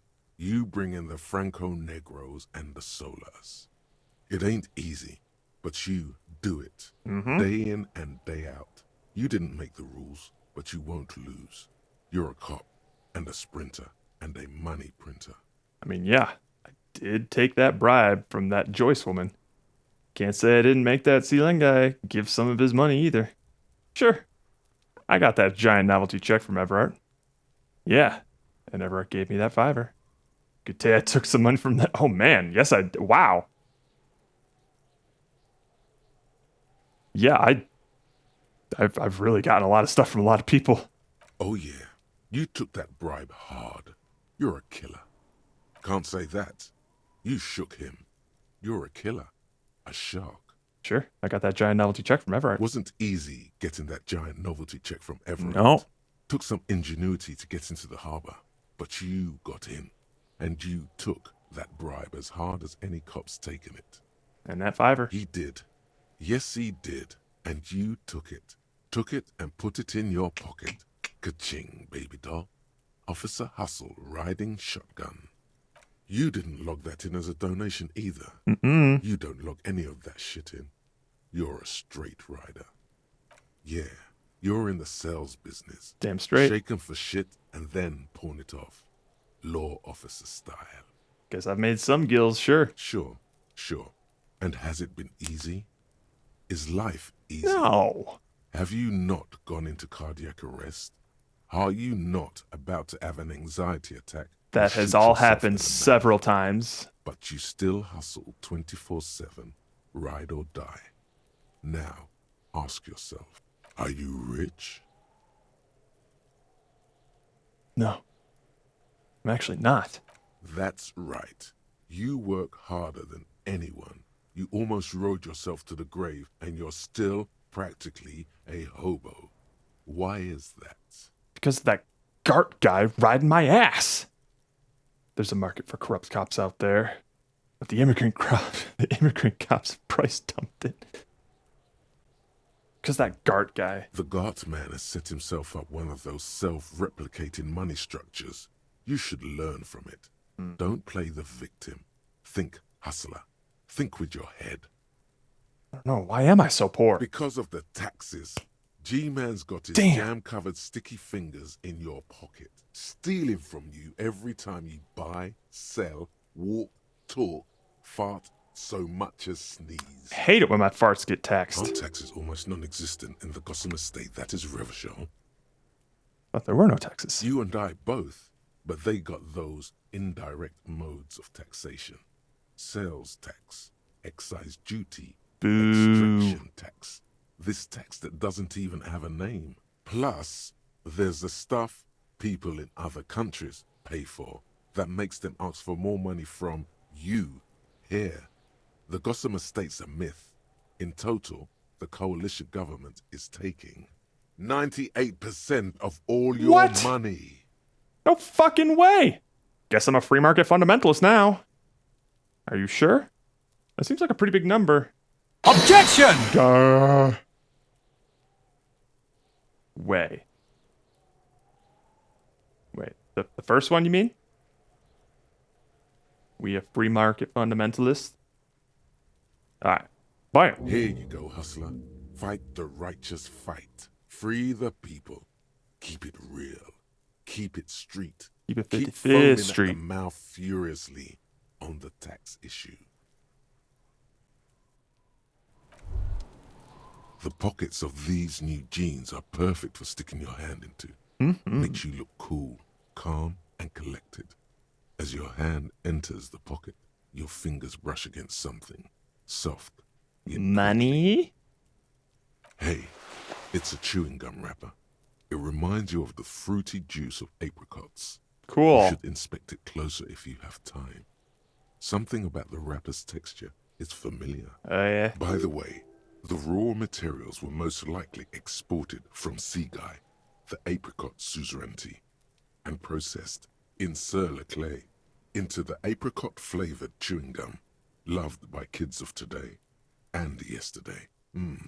Something about it is familiar, and not only to your fingers. Alright, Jesus Christ, a lot happened there from a simple clothing change. Alright. We have 2 skill points. First skill point, we need to decide, are we going to randomly select a skill or do something with a thought cabinet? Either forgetting a thought or internalizing a new thought. So you guys decide on that. Option 1, skill point. Option 2, thought cabinet.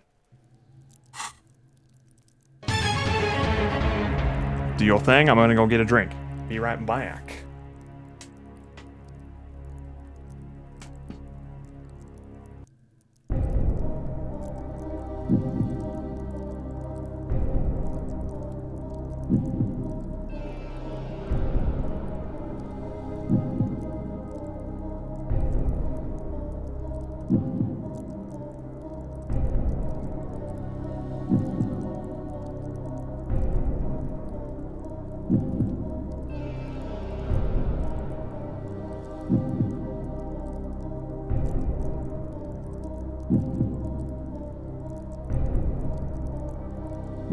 Oh no, not the 50-50.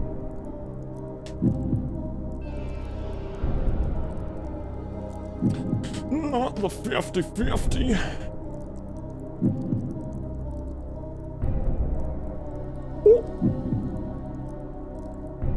Can we internalize fascism, or did we not get that as a thought? I think we did.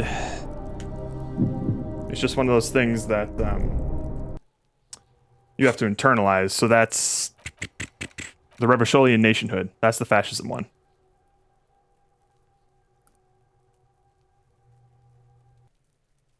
But it looks like we're doing a skill first, which means I have to open up a D24.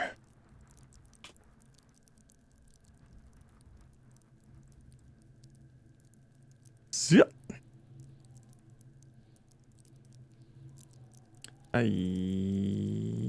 Yeah. Whoa. Hang on.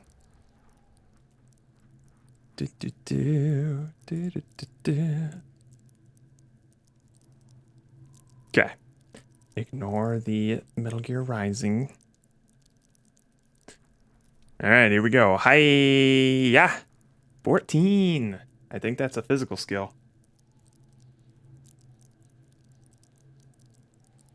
Let's find out.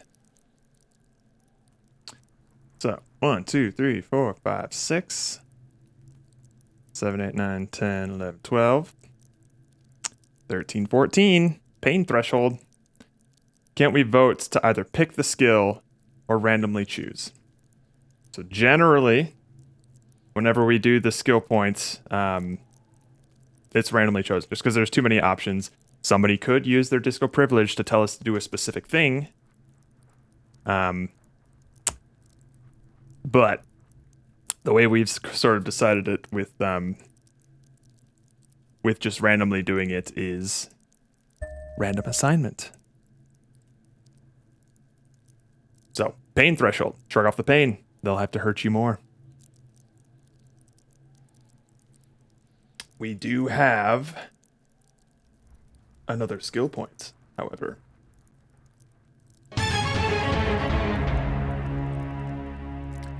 Option 1. Randomly assign another skill point. Option 2. Do something with the thought cabinets. We have fascism, Gilliam Lemillion, art degree, magnesium-based life form, and the rise and grind capitalist free market. If we do a thought cabinet, we will vote on 1, 2, 3, 4, 5. The 5 different thoughts that we'll do. Well, 1, we'll vote to either unlock a thought cabinet slot or forget a thought. And then we can vote on what we would internalize. Whoa. It's getting contentious.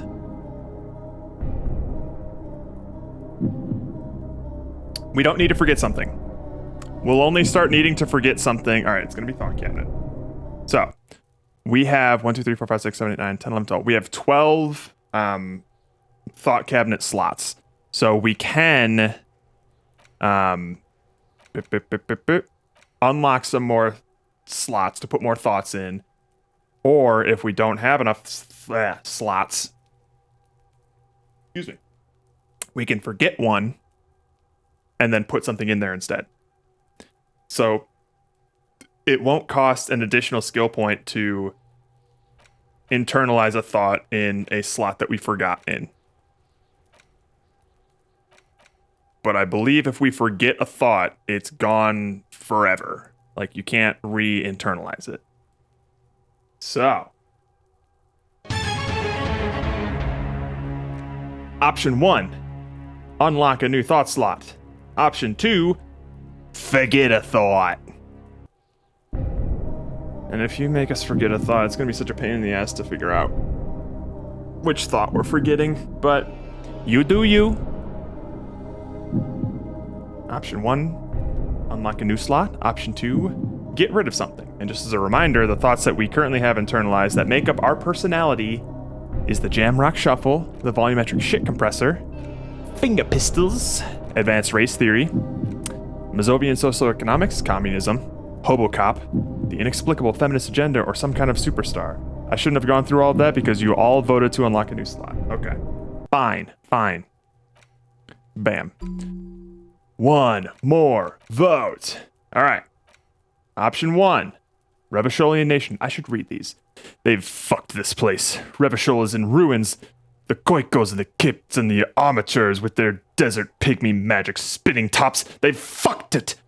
Arenier liberals. The Vespertine moneylenders too. They're all socialists, especially the women in Kipts. You have only a vague idea of what this means, but it's clear that a good, strong state must be erected upon the ruins, if any of us are to have a future. The shadowy outlines of this state start forming every time you close your eyes. Gilliam Lemillion, we've already read this. It's about some celebrity dude. Actual art degree, magnesium-based light form, and then indirect modes of taxation. Hold on now. 1 sec. I'm just going to let this go.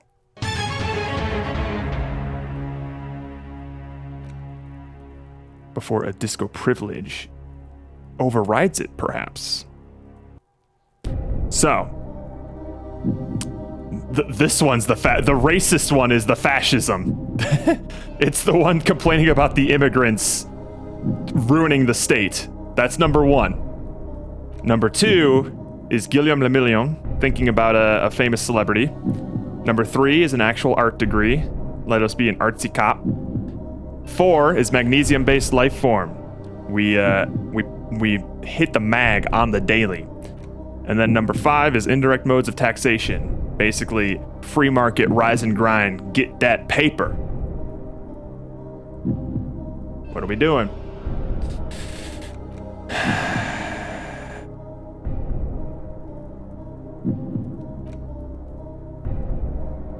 I don't know why. I don't know why I'm not surprised. Fascist hobo superstar, racist feminist, communist compressed cop with a gun. That is what we're doing. That's what's happening. The Revacholian nationhood. -1 composure. A haggard nationalist. This is going to take us 9 hours to internalize. 9 hours. God damn. Jamrock Shuffle took us like an hour 10.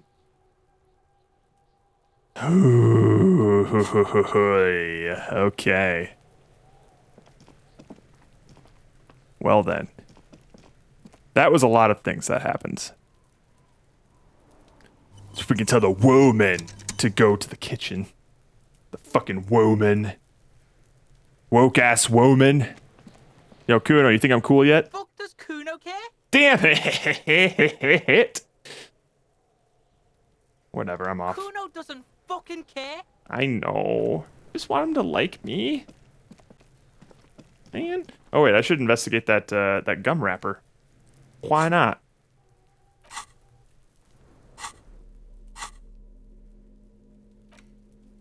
Hello, gum wrapper. A gleaming chewing gum wrapper, bound in the pocket of the laborer jeans. It gives off an ever so faint scent of apricots. Your mouth starts watering. A crinkled chewing gum wrapper. The worn label reads, Tutti Frutti. It smells faintly of apricots, with a barely noticeable twinge of cinnamon. I'm sorry, do you want to shoot Kuno? Why? He's such a precious little peach. You feel compelled to point out that there's nothing fruity about cinnamon. It's a spice derived from tree bark. Cinnamon's not fruit. Can a used wrapper shrug? Seems like that's what the wrapper is doing somehow. This is not about flowers or bark. What is this about? Why are you looking at this wrapper? Why do I even care about this? Good question. There is no answer or secret phrase written on the inside of the wrapper. Yet you're drawn to it. Drawn by regret. Stop before you hurt yourself with a Tutti Frutti wrapper. Throw it away, please. I'll hang on to it just in case. You carefully fold the wrapper into a square before putting it back into your pocket, lovingly even, despite the strange feeling of regret. You got it. Weird. Oh, there's a lot of things I can examine here. Well, hold the fuck on now. I think reading just takes up time. We got the envelope. Yeah, let's look at the bullet. The bullet is safely sealed away in a plastic bag bearing the RCM stamp. Kim has filled out the label on the bag with the item number, case number, and date and location the bullet was found. What do I do with you, bullet? What? I said, what do I do with you, bullet? Well, if I was the bullet, which I'm not, I would say find the weapon that shot me. Oh, yeah, good idea. If we find who owns it, we will have likely found who used it, possibly to kill our victim. In conclusion, the more we know about this bullet of yours, the better. Let's feel the bullet through the bag. The squashed bullet has some sharp edges where the jacket has split open. It feels cold, even through the bag. You wouldn't ordinarily have cause to handle jacketed bullets. The citizens' militia uses cast bullets. Jacketed bullets, holy little shit. pebbles of metal loaded from the muzzle, usually in a cartridge. Let's look at it The closer. jacket of the bullet is made of a yellowish metal. It has blossomed out to reveal a dark grey core. The base of the bullet is close to 5 millimeters in diameter. Hold up. Let me double check to make sure. What is a jacketed bullet? Full metal. Yeah, like that's a hardcore bullet, right? A small arms projectile consisting of a soft core, often encased in an outer shell. So like, to my knowledge, a bullet that actually gets shot from a gun, it's like just the tip part that fires out, is a full, like a jacketed bullet. It shoots like most of the bullet.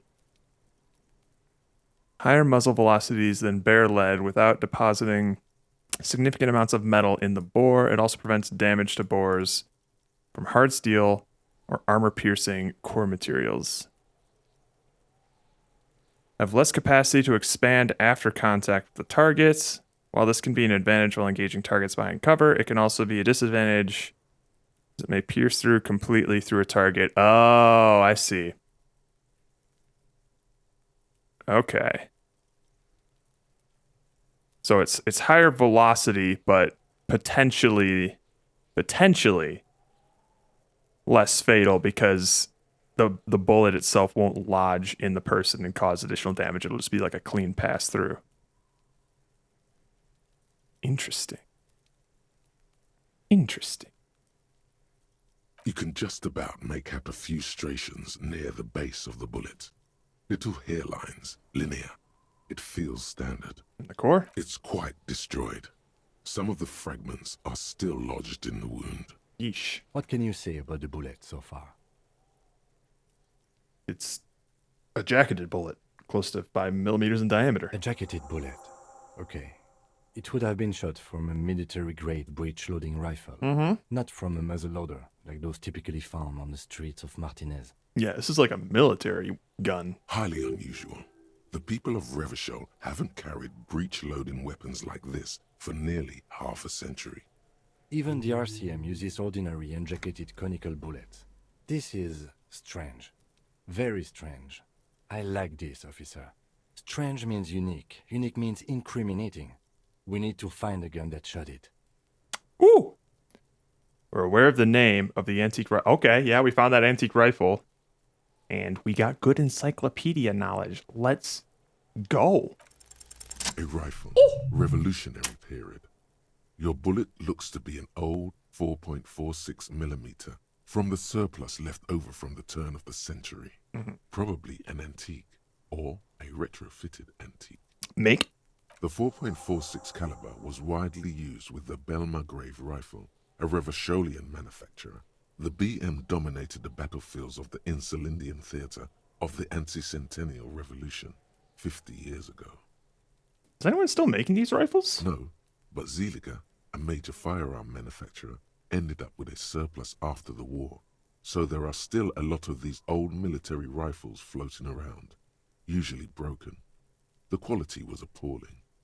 Who uses Belmargrave rifles these days? Antiques enthusiasts, guerrilla fighters in distant countries, a few lucky jamrock bangers. You're looking for a well-preserved antique, most likely. What are you thinking? Bullet? The lieutenant jots something down in his notebook. I think I know where this came from. Okay. And? The shot probably came from a Belmargrave rifle. An antique. That makes sense. There can't be many breech-loading rifles floating around in Martinez, or anywhere in Ravachol, really. That's probably a good thing. I have to hand it to the monarchs. It's quite admirable that they took the advice of criminologists last century and banned the use of breech-loaders in peacetime. Some new RCM recruits get impatient with their muzzleloaders once they've trained with military-grade weapons, but they realize it's worth it in the end. Prohibiting peacetime law enforcement to front-loaded rifles is a policy enforced by the Moralist International in all the nations of the Real Belt. I think we should have more powerful guns. We're the law! Imagine if everyone, cops, citizens, had access to firearms that could shoot multiple rounds without pausing to reload. After the first shot, the second, third, and so on come much easier. That's fair. But back to the investigation. Seems we're looking for an antiques enthusiast. Could the victim have been mixed up with some foreign guerrilla fighters? Have well-armed jamrock bangers started crossing over to Martinez? Yes, something mysterious is the foot with this antique bullet type. Mysterious? Okay. Either way, we'll know when we find the gun.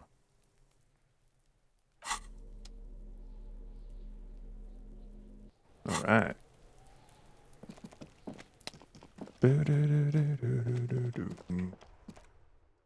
Quick save.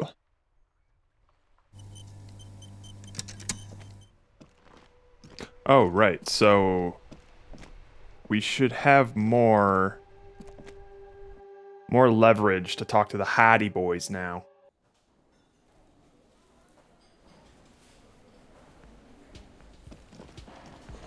We've already paid our bill for today, so that's good. Sure, save it up. Why not? 1944. So what? It's like 7:45 right now. Hey, what's up, garden lady? I've got nothing to say to you. Why are you wasting your time? Are you Lizzie? Elizabeth? Miss Beaufort? I suggest not wasting time on trivial pleasantries and focusing on why you are actually here. Titus Hardy. She points to the tall man by the table. Even though she has excellent control over herself, something moved behind her eyes. Mm-hmm. In the way she stands. In her face. Easy Leo told me about you. He likes to talk a lot. You are not here to chat up the legal counsel. You are here to question these men. Are you the Hardy girl? I am not. She says dryly. You could be Liz. You could be anything. You could even be a model. Stop simping, Glenn. Even a mod? Glenn, I went to law school. I am an attorney.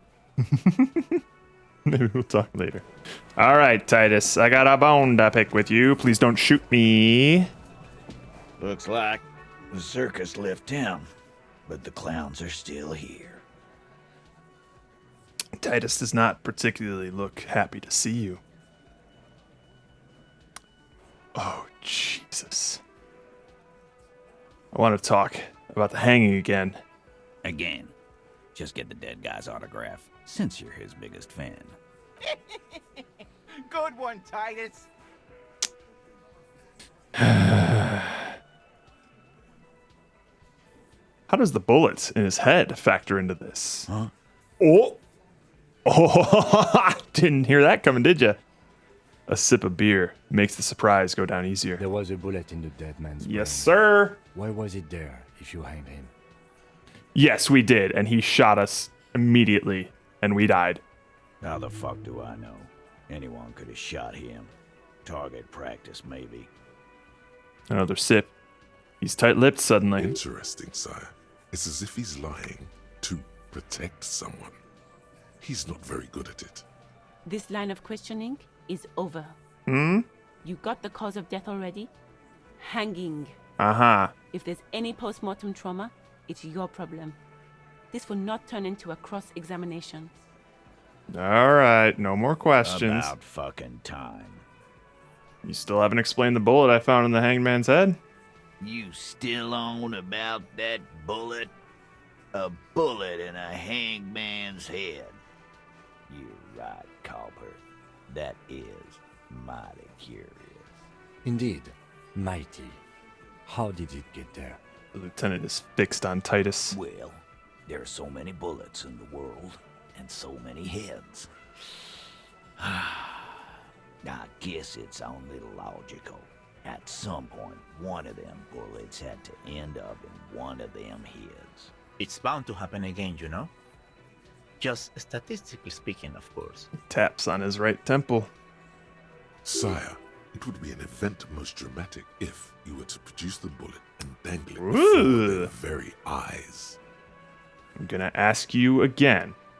Why was this in the victim's head? Wow. He's got it in a real evidence bag and all. The little man leans in to inspect the leaden blossom. Why don't you go home and log it into evidence? These men have told you what happened. That didn't work. I think the hanging was a cover-up for the shooting. You know what I think? Yeah? I think he was shot in the head as a kid. And his brain grew around the bullet. Around the bullet, man. That's a good one. All the goofing around is to avoid lying. It's a technique. Did you guys shoot him? Shit! I probably did shoot him. I was drunk last night. You guys know me when I'm drunk. Yeah, Glenn likes to shoot his guns when he's drunk. Better hope he stays sober. The little guy looks you in the eye. No, he meant before he was hanged. Did you shoot him before you hanged him? Before? After? During? This is getting ridiculous. They told you what happened. Stop wasting your time. Back off, Elizabeth.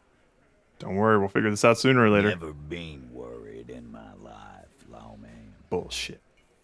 Crosses his hairy arms, having forgotten his beer for a moment. It's not like he blew it wide open, but there's a little crack in there. Objection! God damn. What? Now? It's too early. 3% chance. Which means the only way this works is if we roll double sixes. So here's the thing. Do you want me to try to take every avenue that I can currently with like dialogue and close to roll this authority, or do you want me to roll it right now?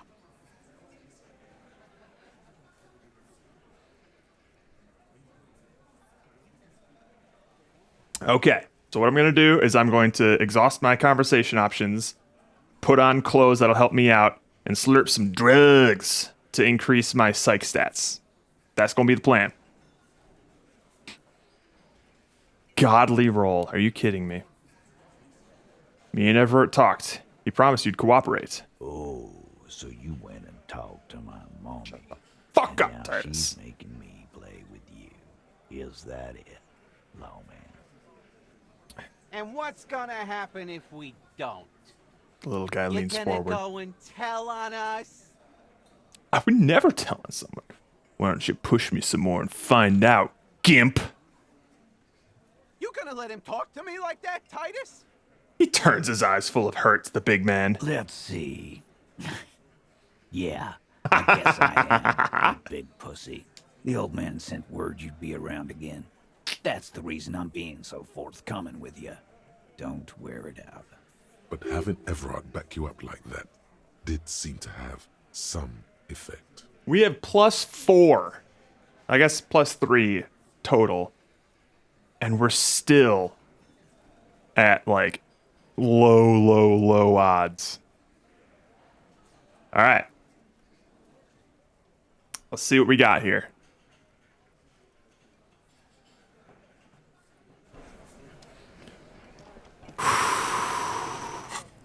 All right. First off, let's look at our clothing options. -2 authority. We don't want that. Anything to give us +1 authority, please. Please. Anything. No. Nope.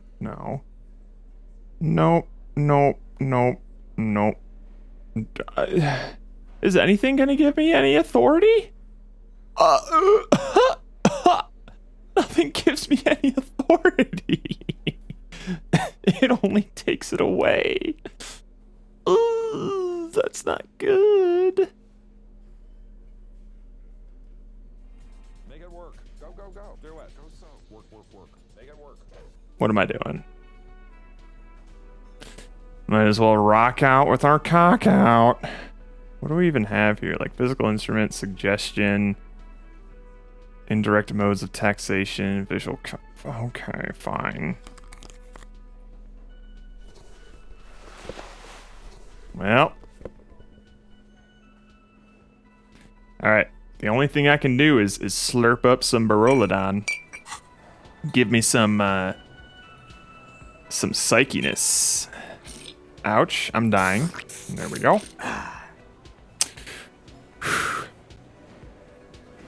Save it up.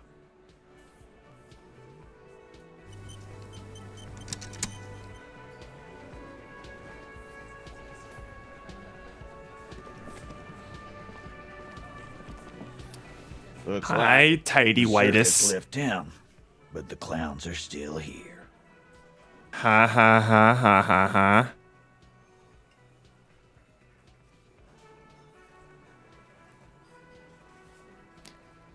Here we go. As you look around this room full of sweaty men, swearing, drinking, spitting out tobacco, does this look familiar? We rolled the only pair we could have rolled to make that work. 12 is like basically a nat 20, instant success no matter what. That's the only reason that percentage didn't say 0. Is because there was a 3% chance for us to roll a 12.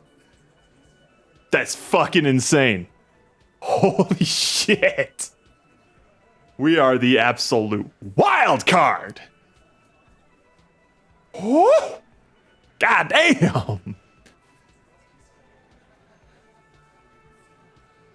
Where have I seen this before? You believe the place was called Precinct 41. It was also filled with, almost exclusively, men.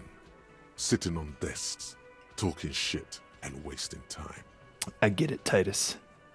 You guys really are the authority around here. Huh? You must be. You're just like real cops. Drinking beer and sitting around with your dicks in your hand. You got a problem with beer now? Not quite there yet. Push on. No. I'm drunk on the job too. I don't give a shit. Just like you guys. No, I'm a big fan of beer. And jerking off instead of helping people.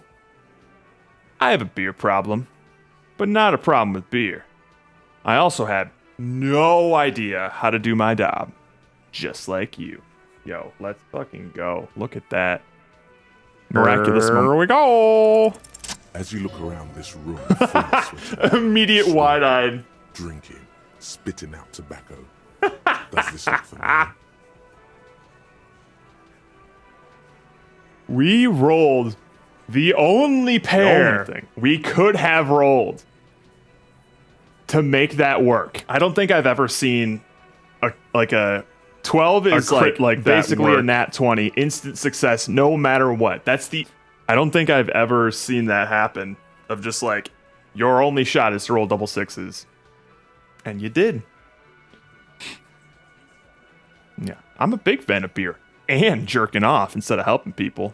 You saying we don't help people? He puts the beer down. I've been doing this job for 10 years. Martinez was a dump before we put this outfit together. I don't know, man. I've seen plenty of people working a job for X years and they're still shit at it. They don't know, man. They weren't here. We had 3 shootings a week, kids dead, fucking graffito everywhere. You cops haven't shown up since the 30s. My bit rate seems pretty solid right now, Pomo. Might be you. Congratulations on the graffito removal. Yeah. All I see is you sitting around talking about Monica's titties while there's a rape victim. Mm-hmm. So what? What do you want from me? We took care of that fuck. He picks his beer back up. Don't let him drink that. One more push. Quick. It's not about who did it. It's about the victim. She needs help. Someone's been raped. She needs counseling.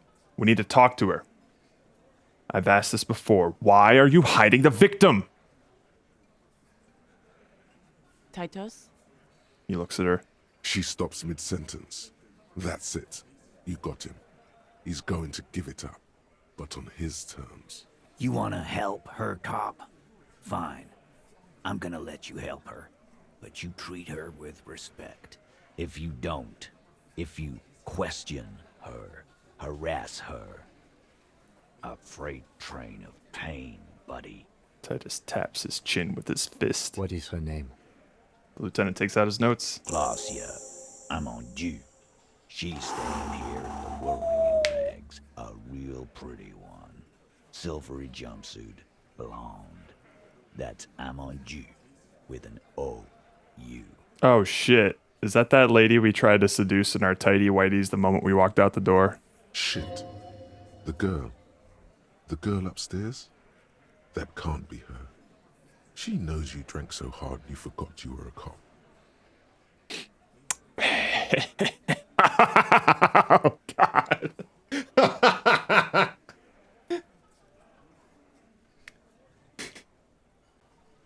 -1. Said you don't remember you being a cop. -1. Said you don't remember reality. -1. Talked about your room and crying.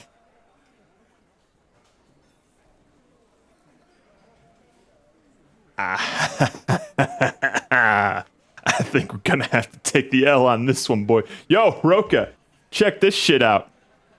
Look what just happened. Here we go.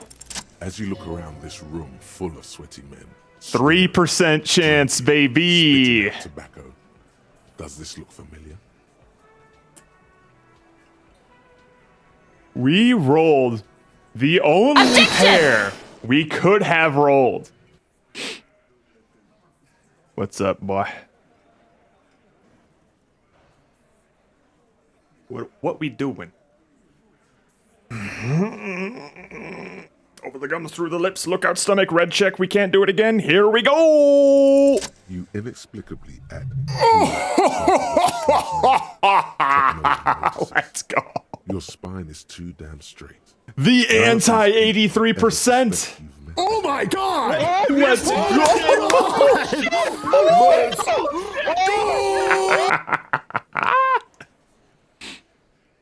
You inexplicably add cool after the victim's name, but no one notices. Your spine's too damn straight. None of these people would have ever suspected you met her. Calm. Normal. Try to forget this little hiccup.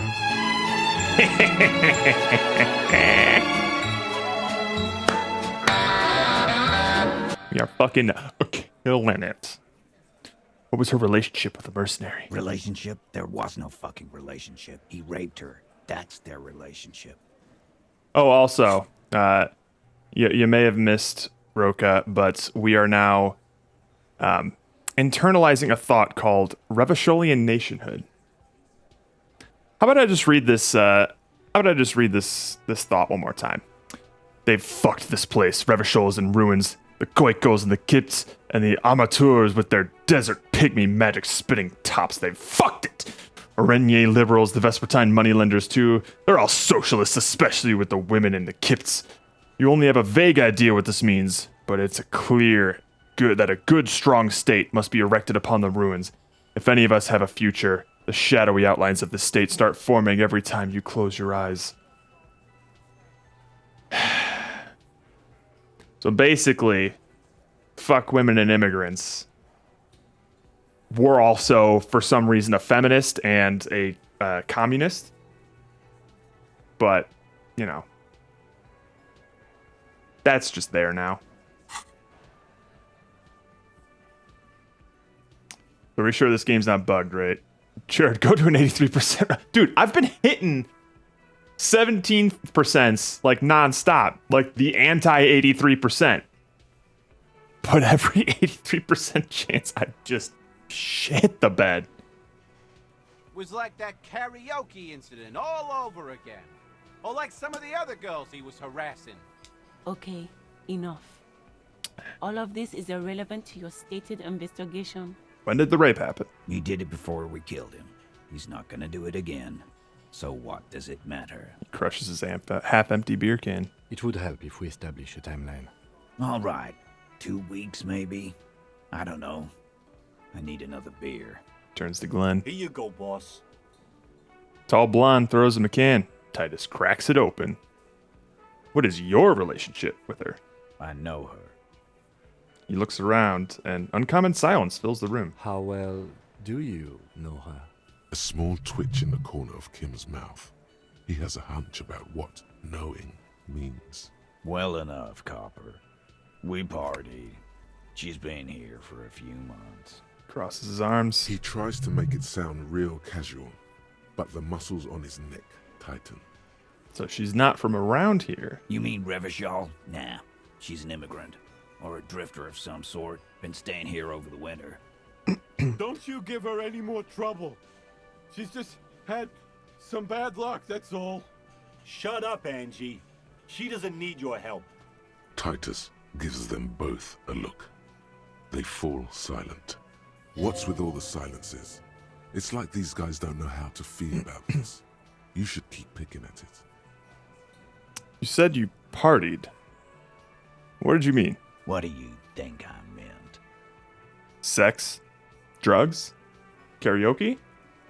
Sex, drugs, and karaoke? Yes, and no. Mm.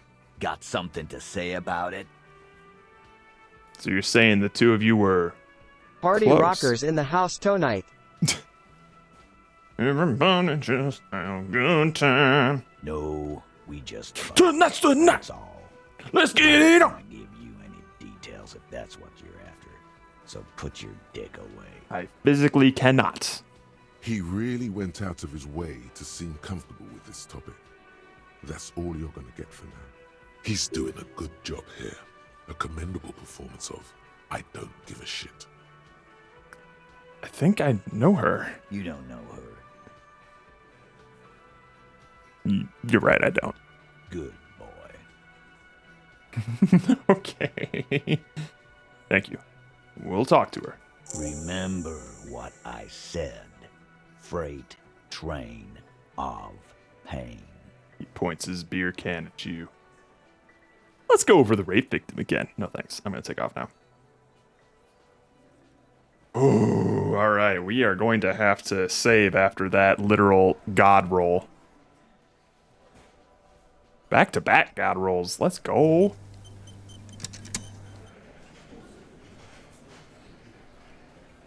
And now we got ourselves a skill point. Option 1, random skill. Option 2, thought cabinet shenanigans. We have Elysium le Million, actual art degree, magnesium-based life form, and indirect modes of taxation. Option 1, skill. Option 2, thought cabinet. What we doing? I'll get the D24 out just in case.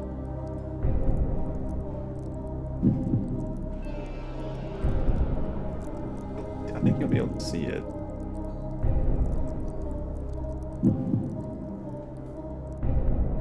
Oh no. Cat's right behind here. Just chilling. But if I were to move the green screen, it would spook her.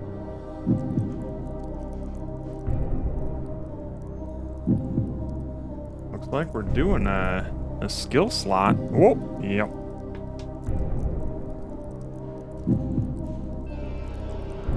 Mobile Twitch is trolling me. One more for thought. All right. Well, you're currently at 3-1. So it is going to be a random skill.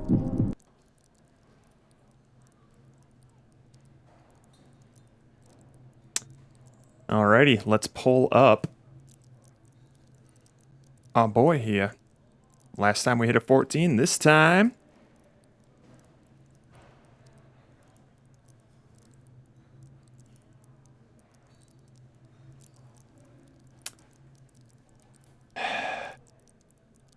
does that count? Or should we re-roll? I hit the button and it just did 14 again. We did internalize fascism already. Let me just I'll keep 14 in mind. Let me just make sure it's okay, it is rolling. So we just rolled a 14 again. Them's the breaks. I guess it is. Well, that's another for pain threshold. Reroll. Hold up. Hold up. Do we re-roll? 1 for yes, 2 for no. Oh.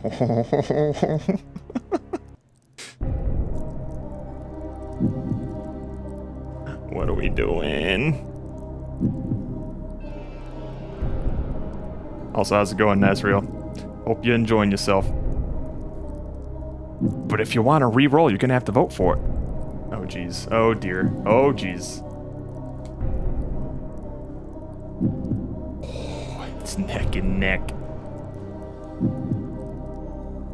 Ooh. We landed on 1. We already had. I literally hit the button, and 14 just changed to 14 again.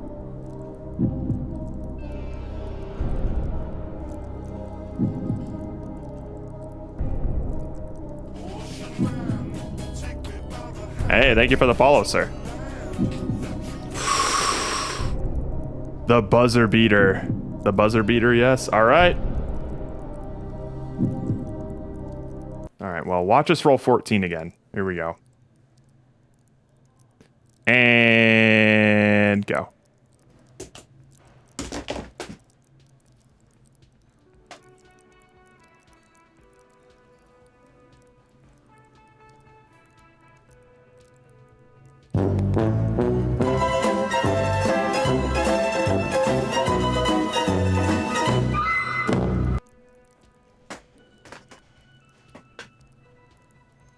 What's happening today?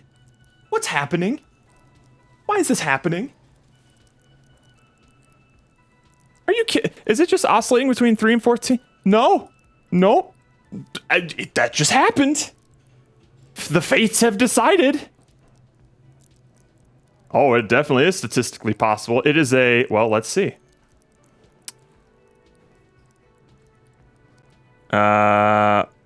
What's 1 divided by 24? It's a 4% chance. But if it's a chance of yeah, we're at 0.0005%, something like that. So like 1 in 24 times 1 in 24. So whatever 24 times 24 is 576. It's a 1 in 576 chance, which is a 0.17% chance of rolling 14 back to back. If you don't want to count the random 3 that we rolled, we technically rolled 3 14s in a row this stream.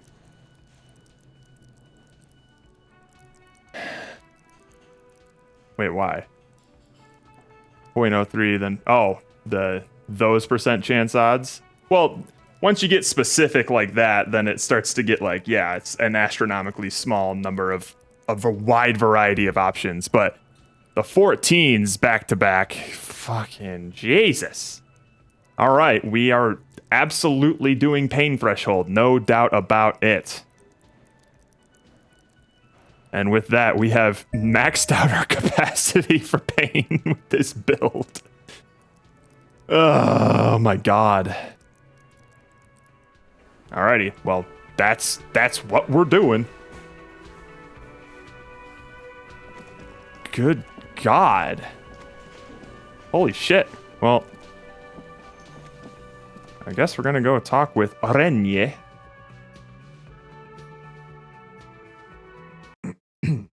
Have I saved yet?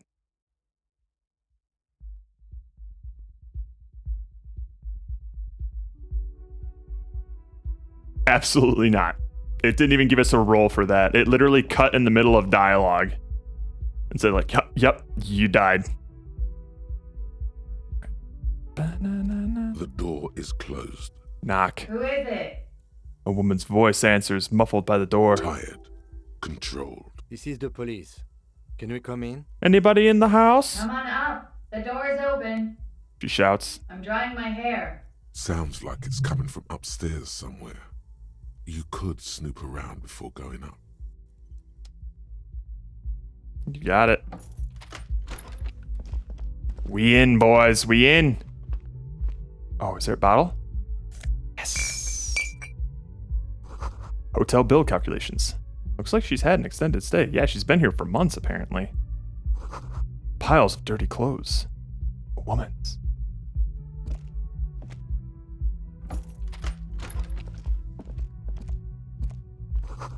In the yard, a corpse lies under the pine tree.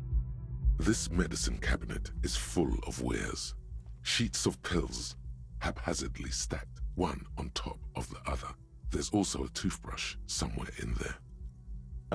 Yes, look at the medications. Pharmaceuticals line the shelves. Sheet upon sheet of pill bottle next to pill bottle. Acetylic acid, APAP, eye drops, blood thinners. It's quite the collection in here. Anything of note? Let's see. Pill bottles rattle like bones as you search the cabinet. Paracetamol, histoperidol, something in a foreign language you can't read. Behind them, an unusually shaped nasal spray. Its label reads, Nacra. Nacra. This is used to treat opioid overdoses. Always handy to have around. Nacra. Opioid antagonist. Interesting. That's used for diamorphine overdoses. The lieutenant nods, then looks at the door. You could say he's on the lookout. Let's search the bill sheets. Among some foreign, probably Messinian or Gotvaldian, marked red blister packs you find. What do you find? This is going to take a little know-how. Chemical hangover. Oh, we got the magnetic dice set, so we get a bonus on this. Okay. All right. Is there something more interesting here?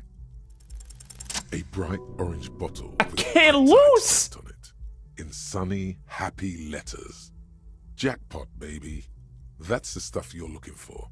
Your palms begin to sweat just holding that little plastic container. And your chest swells with pride.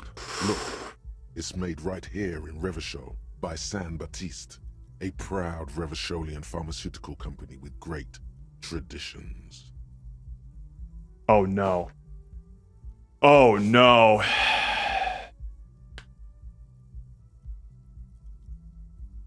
Here we go. You know what? I'm actually curious.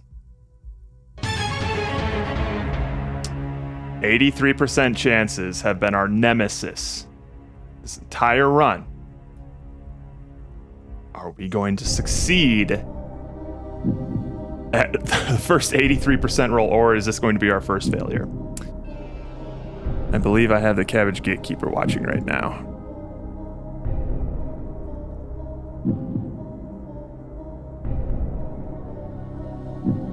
I don't have the faith.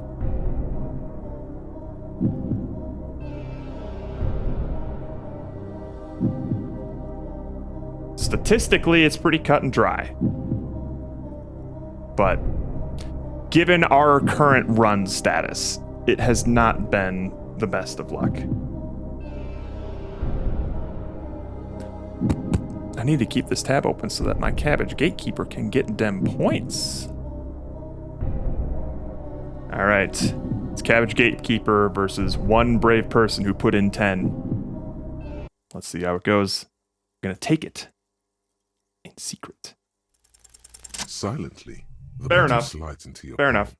Then, as you turn, into your pocket. I should have known. We can't lose. We can't lose. Yeah, you took like 3/4 of my Cabbage Gatekeeper's funds. Feels so sleek and beautiful. You got it. Here comes the afterburner. Time to become a super detective again, Harry. 101% Just put it in your sweaty little hand now. Let's look at that toothbrush. It's been used quite a lot. Cool. Boys, we got the speed. And we have to take it because, you know, that's a quest of ours. +1 to Motorix. -1 to morale. Bam. Get rid of this Perilodon and put our bag back on. Hello, Now Dolly. that you've acquired some stimulants, it's time for a little pick-me-up. Time to detect. Will it make me into a super cop? It'll make you into more than that. A mega cop. This is your modus operandi. This is how you've done it for years. Let's go. Wait, but Kim is here. He'll be disappointed. See? That's your problem. A lack of confidence. That's compelling. Speed can help you with that. And, Kim, it can help you with everything. Okay, my body's ready. Let's do Raise this. the Preptide bottle. Press one nostril closed and inhale furiously with the other. The rush is almost immediate. It tastes bitter and caustic and stings a bit inside your nose. Mamma mia! Now the taste is slowly receding into your throat. The rush is growing in intensity, your little heart pounding like a bird in a cage. A sweat breaks out across your brow. Your jaw clenches. Oh no! Oh, I died! You feel something in your chest, an unnatural pressure. It's spreading to your left arm, your jaw.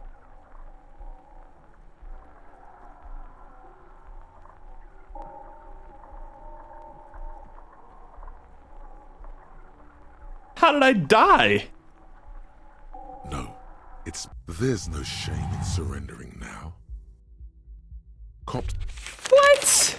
That's a spicy meatball. God damn it! I thought it was supposed to be -1 to morale. Ah! That sucks. Hold the phone. What? The door is closed. Who is it? Tired. This is the police. Come on up. The door. Sounds like it's coming. All right, hang on. First of all, you can get that bottle. Get that bottle. Read that. Read that. Go in here.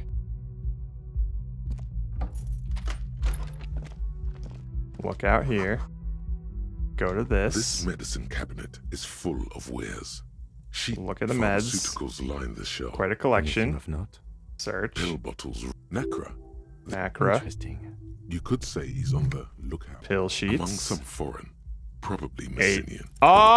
Nothing of note. Wait! The further you look, the more arcane it gets. You don't know what the rest of this stuff does. Why wasn't that 83%? What was that? Wait, what? I'm dumb cop. Dumb brain. Hold up. Why was that 58% there?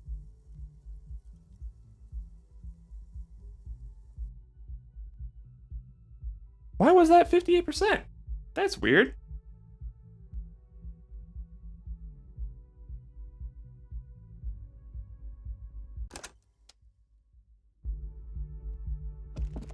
That was 83% last I checked. The door. Knock. Tired. Yep. I go. Sounds Sweet. like Nice.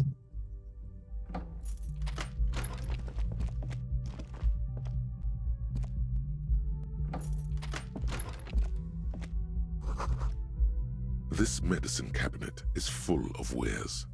Pharmaceuticals line the shelf. Anything of note? Pill bottles rattle. Oh no, it was as you search 83%. the cabinet. This is used to treat. It was 83% to steal them. You could say he's on the among some foreign. Oh, it was always like Messinian this, 58%. or Gotvaldian. Marked red blister packs. Shit. Fine. What do you find? A bright orange bottle. All right. And your chest swells with pride. Look, it's made right silently. Whoa, he almost failed. Then feels so sleek and beautiful. It's Take a been look at used toothbrush. quite a lot. All right. Now, new plan. Kim, move. We are going to take these bottles. What day is it in game? I think this is still day 2. So what, Tuesday? Yeah. Oh, is that another bottle? Sick. All right. We're going to do a quick little save here. Also, how's it going, Grisastre? I don't know how to pronounce her name, I'm sorry. We're going to go to Freet. We're going to get some endurance saving things. Dude, oh, you like this is why. This is why we're opening that door right now. Right here. Here we go.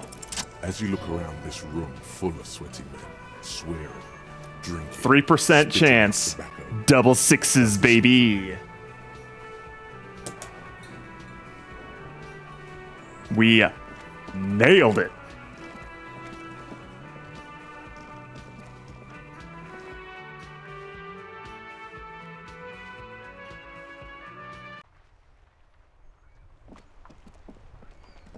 Usually hard to pronounce. Oh yeah, I have flubbed it many times. You're still open, right? Good. I need something to chase my speed after I snort it so I don't die. The tear machine. Your bottles clunk into the. Boom. Oh no, I don't want to talk to Is this you. about the... I need. Oh wait, no, not this. I need pills, baby. A small cabinet on the wall is filled with various medicine bottles, nasal sprays. I'll take some of this. Okay, here. I hope Saint Baptiste makes you feel better or something. Thank you. Alright. Now I think when I take this during dialogue, I kind of die. I try to play this game as a die-hard, straight-edge guy. Does taking speed and stuff have any positive... Yes, taking drugs does have a positive effect. Kind of. So, the interesting thing about it is... So, like for this, you'll get +1 psyche, -1 health, which will essentially mean that all of your psych stats get +1. So, right now, I'm high on Perilodon, which means that all of my psych stats... So, normally my psych is at a 2. Or normally my psych is at a 1. But because I've taken drugs, it's now at a 2. Which also, interestingly enough, raises my max skill cap for these skills. So what you can do is if you take drugs and then put a skill point in one of these things, it'll be like a permanent buff, essentially. Which is pretty neat. I am naked because chat told me to. You'll notice in the in the channel rewards here, we have some cheap little rewards that basically can allow any chatter to do whatever they want me to do. So you can make me change up my clothes, or you can use your disco privilege to make me do one specific thing, or you can just make me dope up and take whatever drugs I'm currently holding. I might take that one away though, because I'm constantly just doping up of my own volition. But hey, you know what? Who cares? Alright, so we're gonna do this thought. Yada yada yada. I'm not doing this right now. So unprofessional. Shut up. Think you can ignore this? Your moral compass telling you to sniff it. Guess again. You'll be back here soon. You'll get the chance to choose more wisely. You've passed up your chance to start using speed for now, but don't worry. Oh! The option to use it becomes available again in 1 hour. That's weird. I don't know. Can I just use it right now? Huh. Okay, I guess not. All right, fine. I thought it was like maybe the dialogue that was killing me because I was taking too long to read it, and then I would just die. That's okay.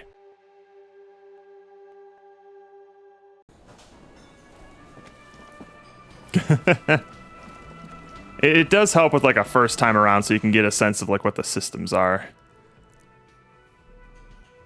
Just as full disclosure, this is my second time going through the game, but I'm going through it with completely different stats than I did before. I was initially like a super like meathead guy who was also very sensitive. So I basically maxed out Inland Empire over everything else. So I was like, I had my clothes talking to me as I was going through my day and stuff like that, which was really funny. Yes, this has been a much different experience. All right. Let's just save real quick because I'm worried.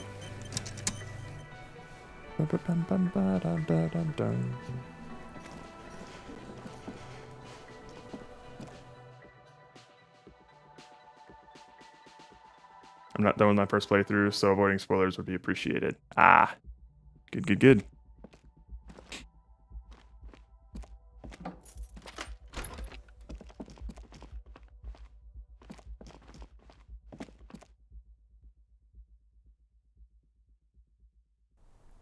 Well, you might want to keep things on the down low then, because it seems like we are advancing some major parts of the plot. This bed has been hastily made.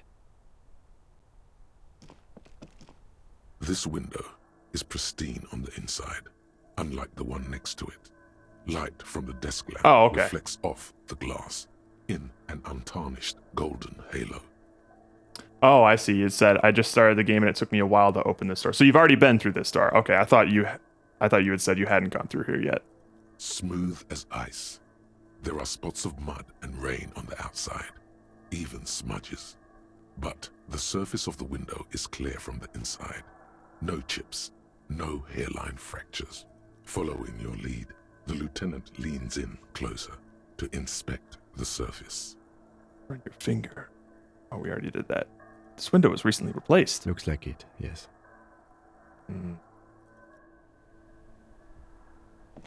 Hello, welcome, Matt.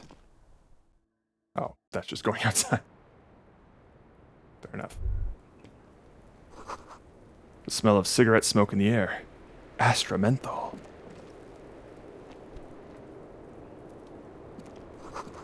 Coffee, cold coffee, and an ashtray that looks like a hedgehog. Look, a handful of dried white flowers. Just as you look at the flowers, a gust of wind raises them from the roof, picking them up in the air. Do we fuck it up? You catch a single white flower between your fingers. The rest we almost fly off did. Into the wind. It's a Maybell. The young woman looks at the Maybell in your hand, just a glance, then takes a drag of her cigarette. The lieutenant gives you an acknowledging little nod. Ooh. Well, of course. We're gonna snap our finger pistols. Speed in hand. Your 9mm semi-automatic finger pistols make 2 satisfying snaps. Strange for such a small caliber of finger pistol to sound so chunky. The flower in your hand is impressed. Damn right. So is she. That's not actually true. She's looking toward the yard and doesn't notice them, which is probably for the best. Because didn't someone mention she's a rape victim?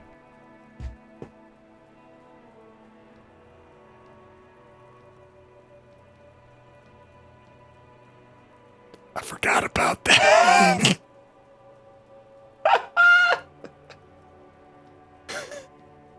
Oh, fuck.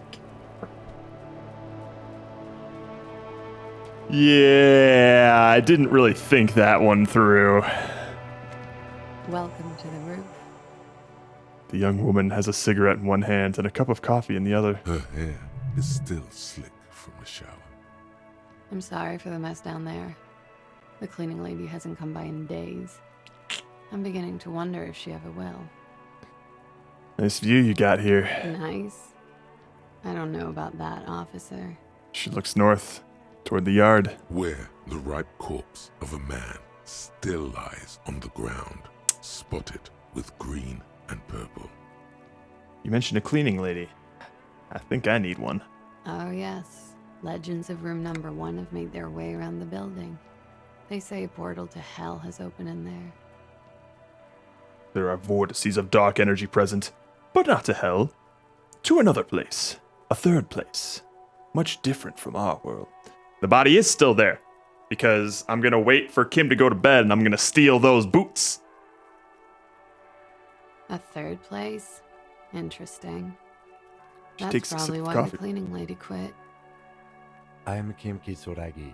I am a detective from Precinct 57. I see you've already met my colleague. Have I ever? This is the biggest fan of ostentatious orchestrations I have seen in my life. And I have seen a few. Oh yeah. Life gets hard, but we go on. The chorus of the 35 single, megaphoning the entire human race, instills you with the fuck it all swagger that prompts one to plow into grannies on your morning stroll. Oh, shoot. I will... Why was that so quiet?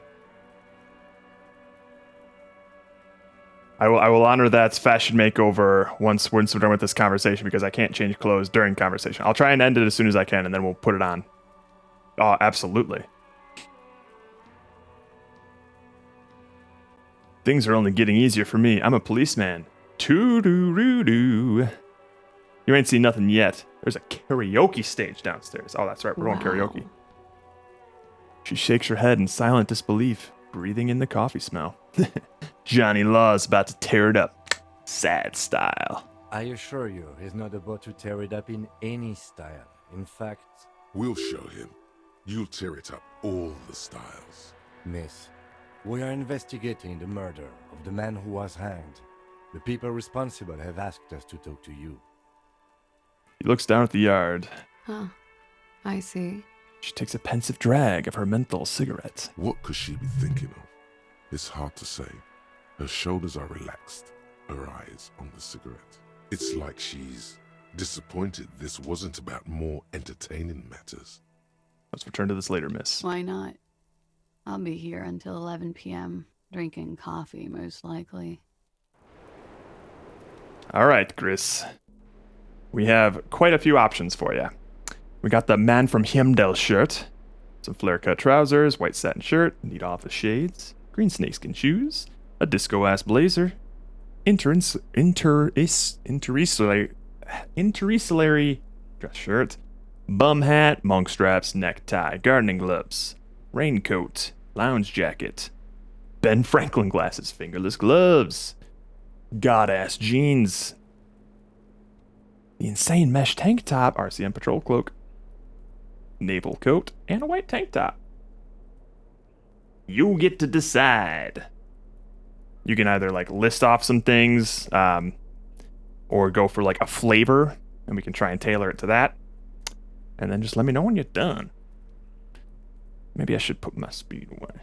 Any clothes that give you an int stat bonus. Oh, okay. Intellectual stat bonus, eh? So we got... Alright. Let's see what our options are. Our options are like these two things. Logic. Okay. -1 rhetoric, that's a no. It probably is going to be pretty ugly. Conceptualization. Logic. Drama.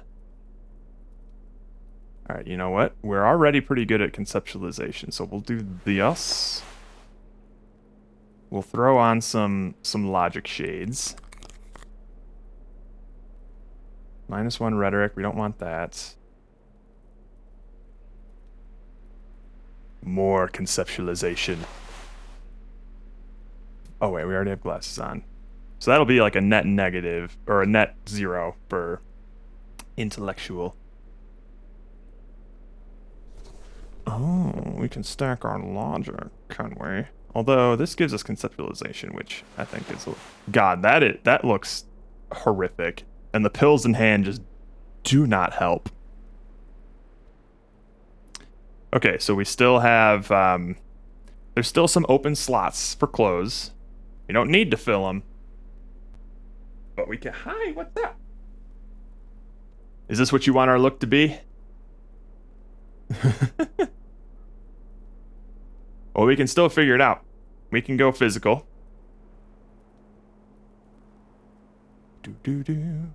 Wear pants. Which pants, though? We got our flare-cut trousers, and we have these pants that have a god ass.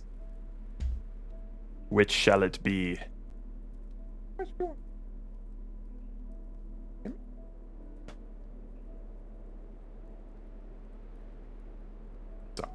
Flare-cut trousers or god ass pants. There we go. Oh, we're looking pretty sharp. Not too shabby. That's not bad. It's alright, so let's see what our stats ended up being, actually. +1 to logic, +2 to conceptualization, -1 to authority and suggestion, +1 electrochemistry, and -1 to reaction speed. That could have cost us the flower petal. Yeah, we look pretty well put together. Not too bad. Let's save that up.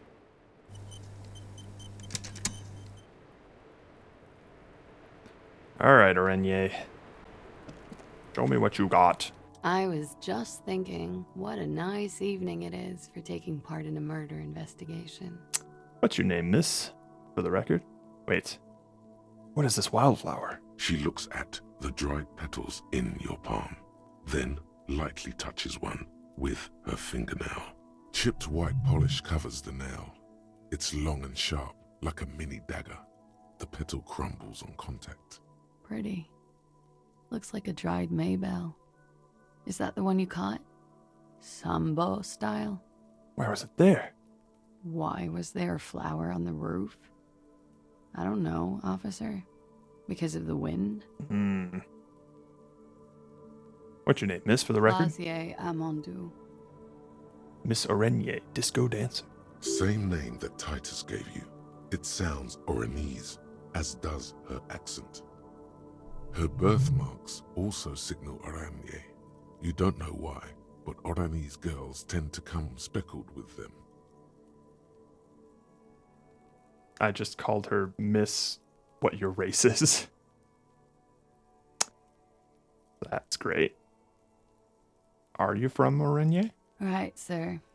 Vredefort, Republic of Oranje. I guess you could say I am an Oranese expatriate. The victim's ethnicity could have been Oranese. Something for later. How old are you? I'm 28. Takes a drag. What do you do, miss? What's your specialization? Something stupid. Ah. Oranese lit. Oranese lit? Oranese literature. It's what I studied at the university. What is Oranese literature about? Fear of failure, fear of death, how it sucks to be Oranese. All national literatures are... Only the name of the nation changes. What about Revacholian literature? People sometimes reveal things about themselves when they discuss such matters. Revacholian literature too? No. Revacholian lit is about how magnificent and serious Revachol is. It's about how you have to save the world. Do feel the urge to save the world, yes. That's why I'm on this case. No intention of doing that. We are thinking about the Revacholian nation state. That's the natural state of the Revacholian hero. She breathes in the menthol-flavored fumes, savoring it, and breathes out. She seems quite relaxed for a victim of assault. But, of course, what seems should not be your priority. Oranje's lit. What do you do with it? Nothing. I do nothing with it. How do you make money then? Money's very important. Let's show her some money. Cool. I've made more money by just being than I have with Oranese lit. Being what? Many things. A roller skating instructor, a secretary, Miss Oranje 37. She smiles. What is Oranje? A bad memory, officer. Bad memory of what? Of lilacs and lightning. Parks, glass, duraluminium. Vredefort is a conference city. It's always autumn there. A night. At least it was for me. What's so bad about that? Nothing. If you're no longer there. Take a look at your passport, please. I'm afraid you can't, officer. Mm-hmm. Why is that? Yeah, she chill. Because it's buried in a sealed plastic bag at an undisclosed location on the coast, along with cash and airline tickets. Thank you for your candor. Why? They say so in your tourist brochure. Keep travel documents away from your person when west of the river. I'm pretty sure I have the legal right to demand your passport, miss. How do I know you've told us your real name? If I were to lie to you, I would come up with a more mainstream name than Clausier Mondu. It's a weird name. She seems to be telling the truth, sir. Look, officers, I like this place, but I don't want to be stuck wandering the city like a ghost after being robbed of my travel documents. I don't want to become an indentured servant in a brothel on Boogie Street, and I don't want my relatives to pay the ransom. There are plenty of other reasons for hiding your documents from the law. That's not why you hid it, though. It's also why I hid it. Why, yes. He's suddenly very attentive. I'm an unpopular girl. She's got me compromised. There are people back home who don't like me. If they show up, I'm in a hurry. The kind of hurry where you can't afford to not find your documents. But don't worry, this has nothing to do with your investigation. What kind of people are these? The ones that don't like you? I would love to change the subject. It's not important. Unless I'm some kind of suspect. No, we've just come to talk. Phew. She wipes her brow. All right. Won't be back to that. Okie dokie. She pours herself more coffee. If any of this made her nervous, it certainly doesn't show in her expression or her movements. Thank you. That's it for the record. The record. So official. Nice room you got here. Yeah. It's pretty deluxe.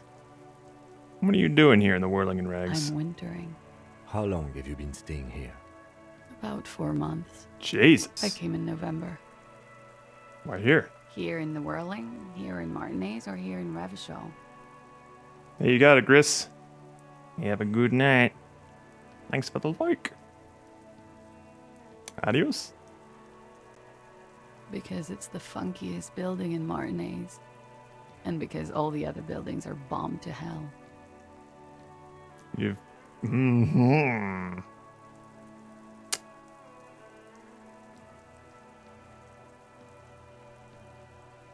I'll leave that be. The window's new. It is. She moves slightly to your left to check her reflection in it. The lieutenant makes a note in his notebook. I have other questions for you. Okay. Takes a pensive drag of cigarette. Watching herself reflected in the bedroom window, tall and sparkling and draped in smoke. They tell us you were raped. It's a bit early in the morning for rape, isn't it? Actually, it's evening, miss. Is it? Squinting, she takes a look around. The sun sets in the sea. Long shadows pass over the plaza below. It is evening. Time flies, man. So, were you? Yeah. I'm gonna go with not raped. I don't want to say that shit about him. By him, she must mean the victim. Tell them it's not my style. They'll have to, you know, if they want to jazz up the charges, they'll have to get someone more, rapeable. By they, she means the Hardy Boys. Are you saying that you were asked to tell us you were assaulted? Not explicitly, but I understood what they meant. It wouldn't hurt to spice things up a bit. Some assault and battery, sexual assault maybe. It was clear the latter would be spicier. Titus asked you to spice things up for us? Pretty much. Cradles her coffee cup in both hands. Warming them. Are you sure you weren't raped? Oh. What did happen between you and the victim? We partied. Wait, partied? Where have I heard that before? You mean like a birthday party? What kind of partying? The kind I do? A lot of partying going on. From Titus. About her and Titus's relationship. That's where you heard it. With all due respect, sir, I think we partied a little harder than that. Harder than this? I don't think that's physically possible. Oh, it is. You're still alive. Yeah. What did you do when you partied? We drank, sir. A lot. For weeks, basically. We had that effect on each other. We made each other drink harder. That's why I liked him. What else? Stimulants. Speed also has that effect, making you drink harder. And then drinking harder makes you do more speed. It's quite the combination. We also had sex.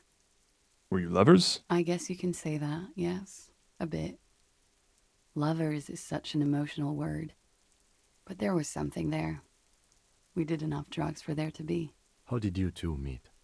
The lieutenant's voice is quiet, calm. Downstairs. At the bar.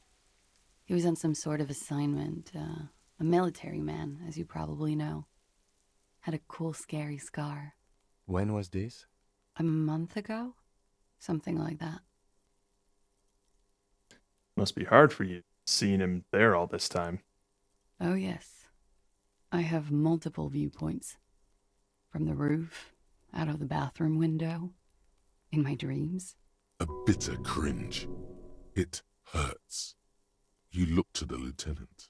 He takes a small step closer. You called us, the RCM. Yes. Jackpot. Call. Reporting the hanging? That was you? I made it. And I would appreciate it if you didn't tell everyone. In Martinez, they call it snitching. Reporting crimes is confidential in Revachol, miss. Before we go on, if it's snitching, then why do it? Because I couldn't handle it anymore. None of these people called. He just kept hanging there. Then they started stripping him. The caller's voice was disguised. I didn't exactly disguise it. I just muffled the mic and nicked the landline a little. Nicked it how? With nail clippers. And I diverted some radio fuzz into it. Into the cold wire. So, she's God's mystery phone cutter. And in the process, you broke the landline downstairs. Did I? Fuck. I didn't mean to. I had no idea what I was doing.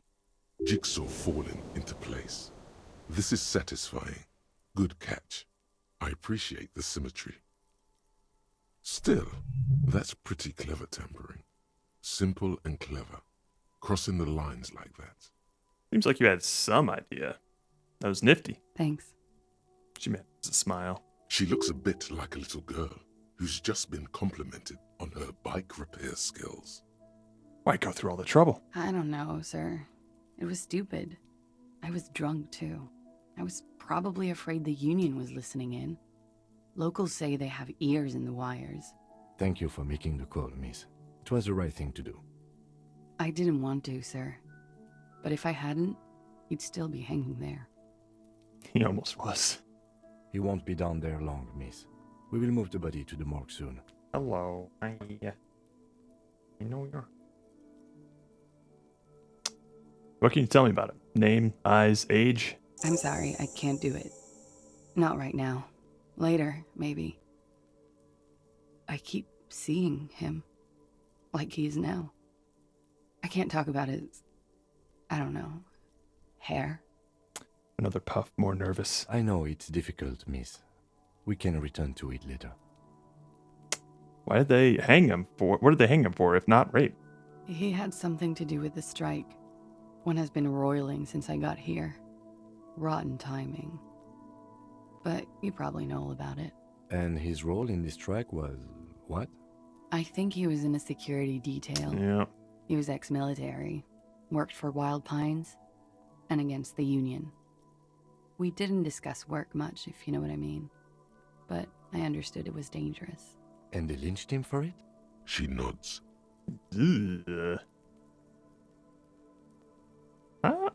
Why was there a bullet in his head? That's the question. Bullet? Oh. They shot him too? There's a silence. Her brows meet the middle for a pained frown. I'm not picking up on any theatre craft here, sir. The pause is sincere. They stripped his clothes and they shot him? You mean after they hanged him? I'm confused. Sorry. So am I. Were you aware that he had also been shot, miss? Things are starting to go a little over my head here. I thought he was hanged. I was not present when they did it. I don't know what happened. I just know what they told me. And Sylvie, the bartender. This is beginning to get confusing for you too, and we don't like that. Where was she last Sunday night? Where were you when this happened? Cowering. I was cowering downstairs with Sylvie. How do the Hardy Boys know you? They're frequent guests. Downstairs. They have a booth for union members. They're probably down there now. And how did you meet? Over drinks. It's been a long, boring winter. Did you party? A little, yeah. Like you partied with the deceased? No, not as hard. I'm sorry to have to ask this, but have you had a physical relationship with any of the Hardy Boys? I have. Which one? Which ones, sir? Oh dear. I don't remember precisely. Titus, obviously. But as I said, it's been a long winter. Sure. I'm 89% sure. Thank God you're not 83% sure. Does that mean you're 11% not sure? You know how it is. Do you? Do I? Maybe you don't. The ash lands on her jumpsuit. She brushes it off. There are numerous cigarette burns on those silvery scales. Easy to see now that you're closer. In conclusion, officer, I'm gonna go with a mild to medium not raped here. Sounds like something happened and you don't want to acknowledge it. Let me make this 100% clear then, officer. I was not sexually assaulted. Okay. Would I be as flippant if I had been? Fair enough. Thank you for telling all this. She breathes a silvery sigh of relief and weariness. The air on the roof feels humid. Should we head by downstairs, officer? We may have things to discuss there. It's something else before we go. A little thing. She nods. Silvery cigarette fumes disappear into her mouth. This ain't good.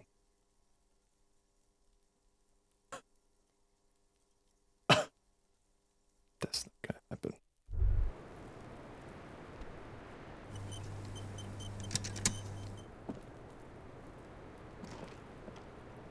Now that you've acquired some stimulants, it's time for a little pick-me-up. Time to detect. All right, fine. We're doing it.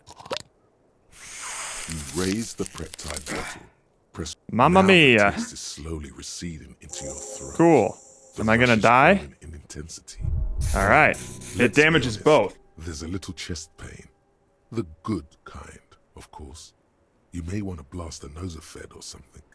I wish I had read that earlier. You could work with this high. Like, literally work. Solve the case. File some papers. Maybe clean up your hostel room. Then solve another case.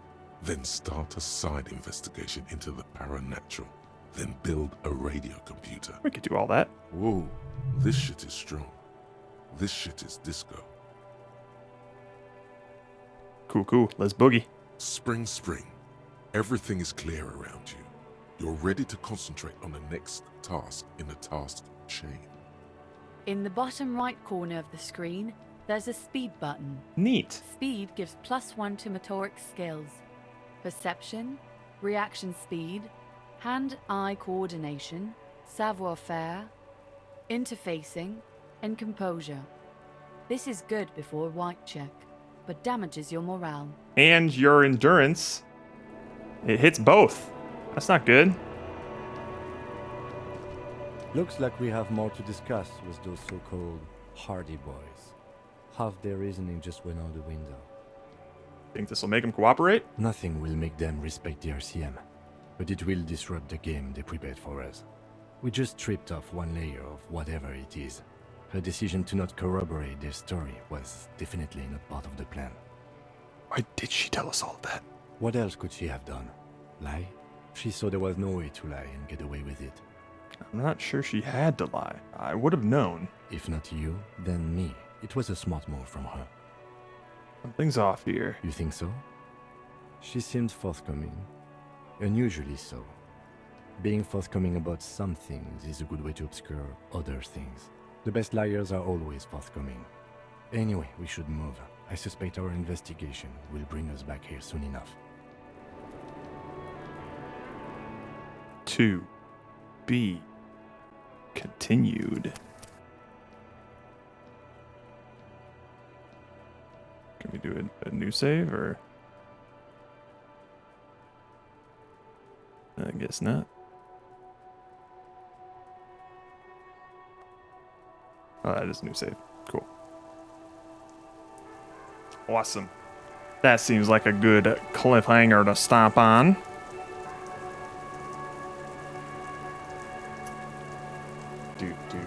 Do. All right. We will be back tomorrow, actually. Not with Disco, but with what's may or may not be our last stream of Sonic Adventure 2 Battle with more Chow Garden stuff. Adios, Gris,